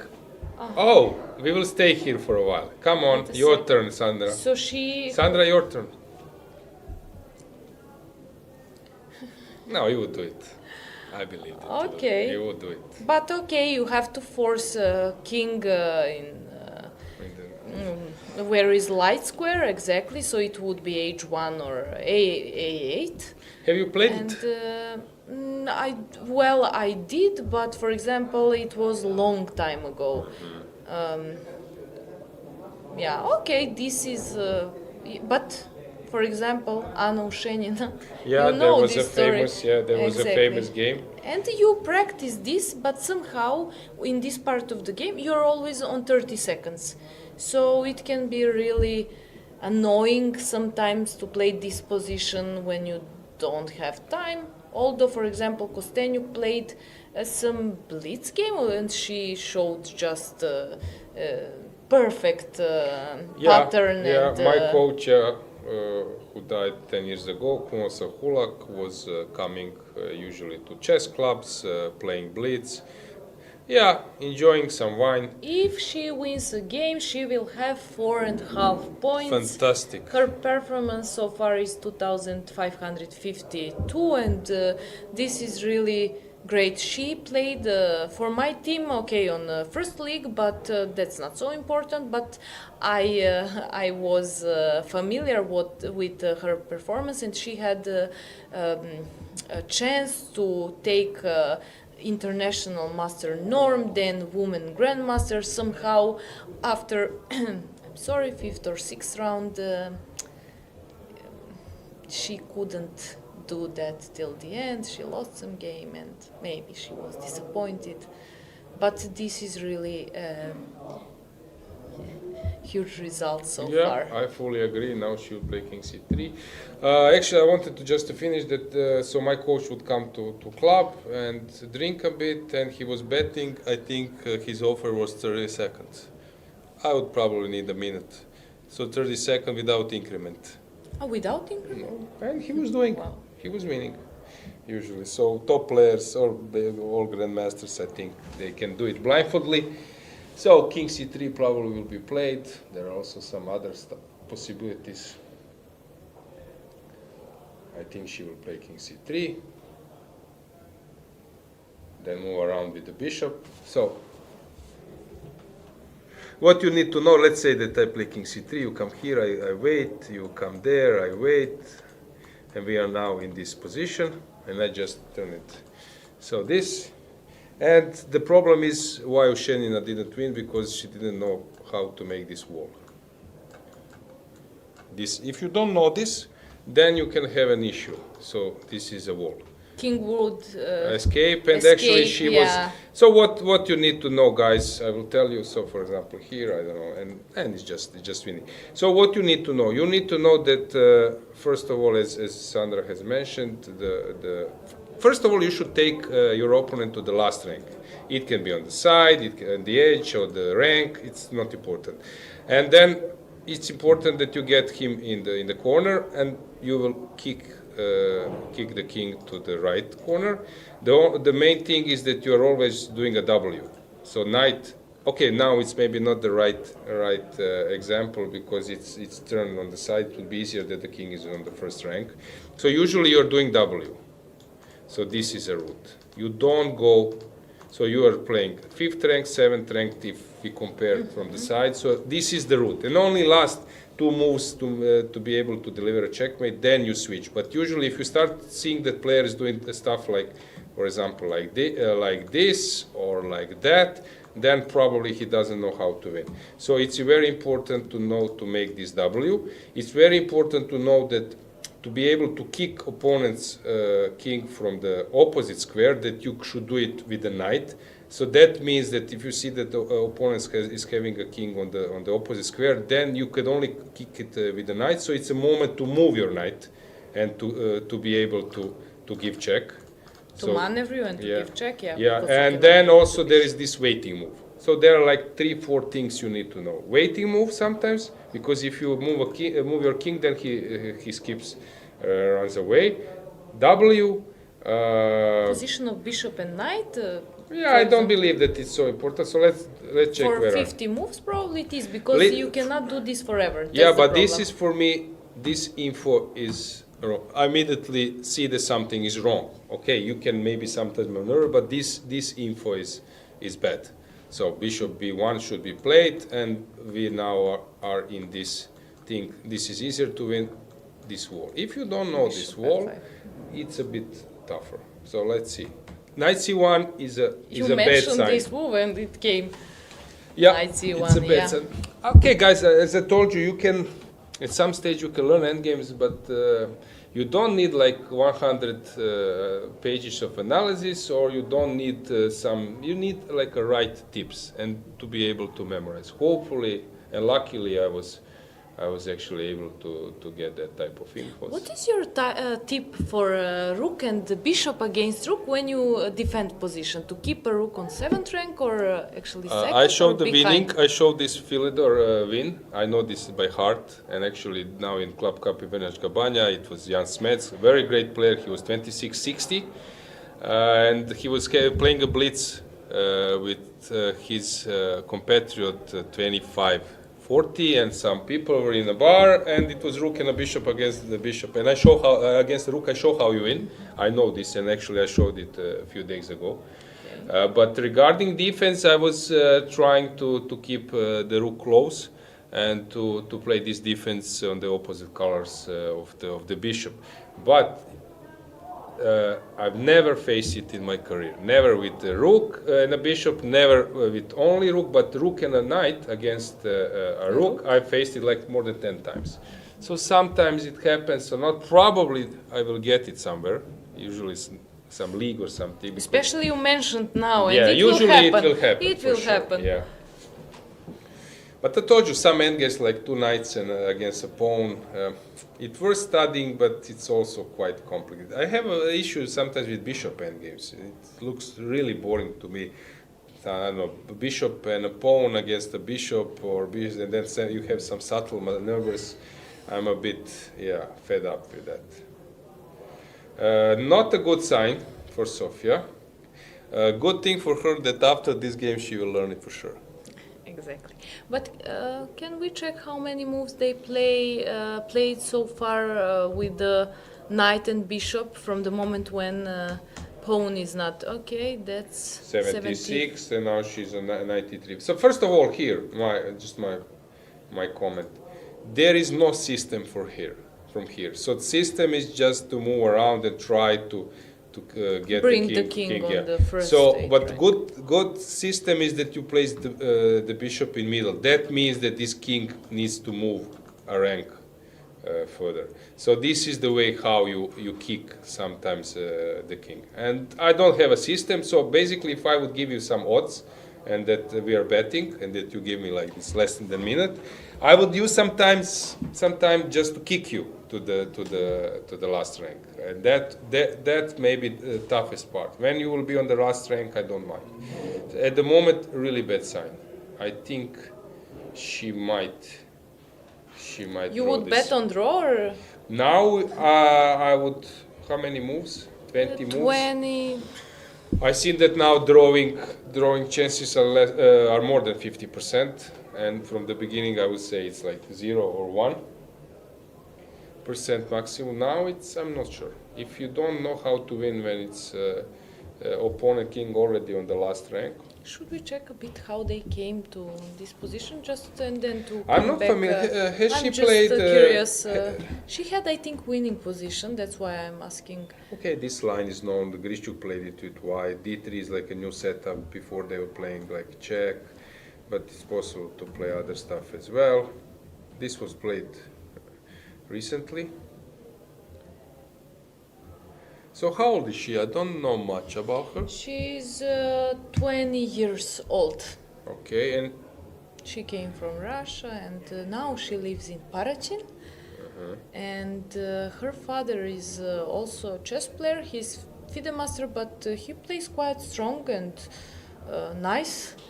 And she's very young. And how do you define when someone is playing nice?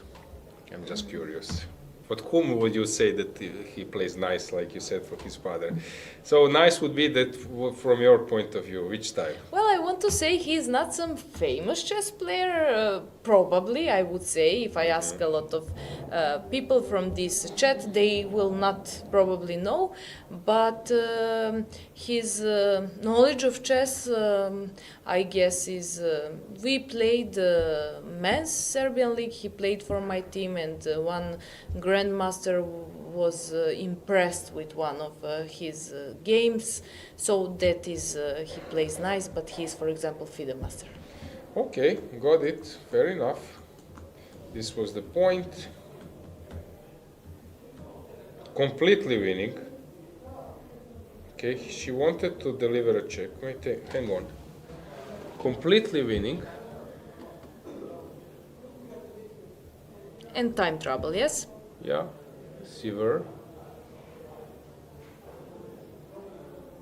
Okay, maximum what you can do here is that you end up with a draw with a knight and a bishop, and as a grandmaster suddenly you start yourself, does she know this setup? And probably that was the concept of Gregor.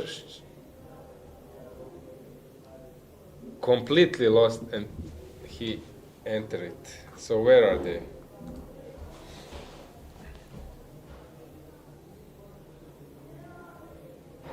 It goes super fast when you know.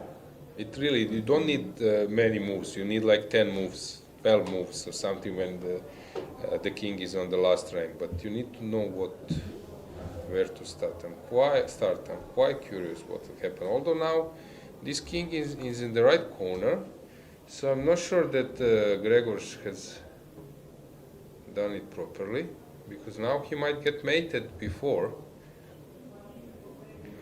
Yeah, if he tries like king c7, king d8, at one moment king will be stopped Yeah.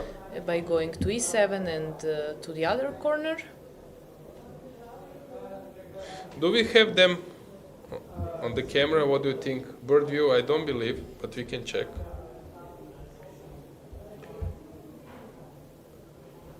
Can you recognize?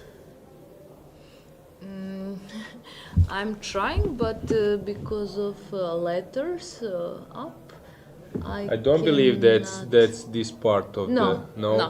Okay, and No. from the entrance Which board? entrance camera, I think 42 board. It should be. that's behind maybe on your left. Yeah. Yeah, it has to be this place which we see besides players. We said they are not Sofia and Nasuta, her opponent. Okay, let's get the board back. Let's see what will happen.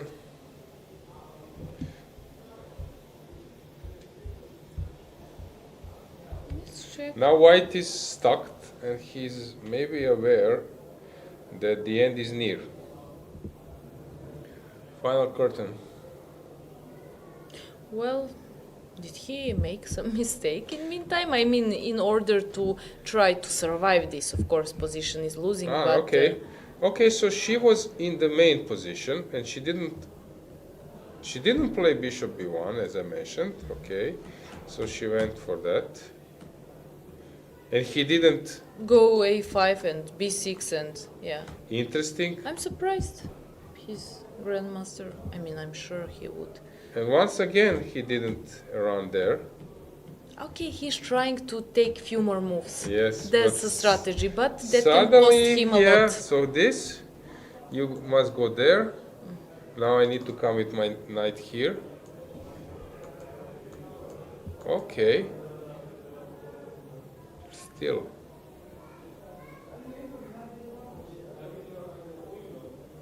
Okay, this is a tough move. You need to find this. This is not easy. You cannot come here because of checkmate. So have you need to go down. a7. And then if you go down, I locked you. And you will get checkmated. So will she be able to spot this? Knight a3. Not sure. It's they play almost. Hang on. Now this is just game over. If I'm not, that's it. Yeah. So knight c4. Probably there is several ways now. For example, this, you go there, King I think d6, d6, I go to c7, king you come c7. back, I play here, Yeah. and that's it. Now I just need to transfer my knight and a And- checkmate. Okay, will this happen? How many moves we said? Okay, so It was 15 more. 20 and yeah. It was 70 No, something, 70, yeah, and 70. on 19, Yeah, 90 so she's moves. on time. So she will win the game. Yeah, I checked also her opponent to see because he's, 2,500 and his tournament went good so far because his performance is 100 points more than his ELO. He made a draw against Korobov yesterday, for example, and against Grandelius, but today, okay. Biere as well. Biere as well, exactly. Yeah, and today he will suffer, but she needs to find this king d6, king c7. It's not so What hard. do you think for chess players? Do they make some difference playing against a woman chess player? Did you ever hear that someone, I don't like to play against? Tough questions. I lost one game. So actually I was playing one round robin in Croatia and there were like 2 or 3 women players. I'm trying to recall, maybe 2. Matveva and who was second, 24-50, and actually I think I made the draw, only 2 draws. I was IM at that time, but I was a grandmaster when I played Reykjavik Open, and it was funny. I met Tanya Sajdev now in London, and I said we played together, and I lost with white. I was a grandmaster 25-60, she was 24. She was very nervous. He didn't lock the king. She was very nervous, and what did I do? So she was nervous and I was calm. But somehow I misplayed it, and I said, I lost against you, and she said, when? and I was trying to be polite, so I said like 2014, 15, because come on, and it was 2009. Which was really, really long ago. Come on, when you're saying that you played against someone 15 years ago, it's really a little bit ridiculous. I said it was 2014. She said, really? I said, yeah, 2014, 2015. But it was just... She's a strong chess player. She Yeah. plays for Indian It national was a team. year after Bobby Fischer died. So I was playing this Reykjavik Open. I was going to his grave in Selfoss. Yeah, it was... Hang on. I'm not sure that she will make it. Now suddenly she's missing it. So it was But made king in is 3. locked. It was made in 4. I don't know. Yeah. So she's now really afraid of ghosts. I'm not sure now. A few more chances to go wrong. And I'm trying to recall, have I played against some stronger ones? Rapids, yes, I recall, but I'm trying to recall classical games. I'm not sure. Not sure that I play. Okay, my rating now is maybe 25-50. Can you check? I think I would be like maybe number 3. Okay, it depends if we count Judith, and To check. yeah, current woman list. So basically, I was sort of always some kind of favorite. So I think I would be like number 3 or number 4. Of course, Ho Yifan. Yeah. Okay. Judith. First Let's say Judith Hoifan, Juven Jun is around me. I'm 25-60, maybe now 25-58. So Juven Jun is better, and then I would only at the moment 2 on the list have higher rating. But usually I was higher rated, and basically I was a favorite. So I don't know. Somehow you get this psychological also, a little bit game. So I was not a big fan of playing, but I didn't mind. There was like famous story when I was playing in Kavala. I think you played that tournament. I played in Kavala, not sure. Several times, or 2 times. yeah, I played maybe even 3. And I was playing, and actually I was having a roommate, and we were discussing some opponents, and I was playing against Indian men IM. And there were like some big delegation. I played against Gupta a year later, but there were some grandmasters, IMs, women, men, and somehow surname on men sounded as a woman. And I say, okay, there are women players at the event, and I was checking databases. Sometimes with Chinese and Indian, I know that Borki Predovic told me that he needed to find some games of opponents, especially women players, through some friends from China. Also with India, it was tricky. Sometimes name is a surname, and they're mixing. And I was confused, and I thought that I'm playing against women. You didn't type on Google to check, no? No, I was just checking a When I'm database. confused, I No, try to check. I checked and find database, and I was preparing.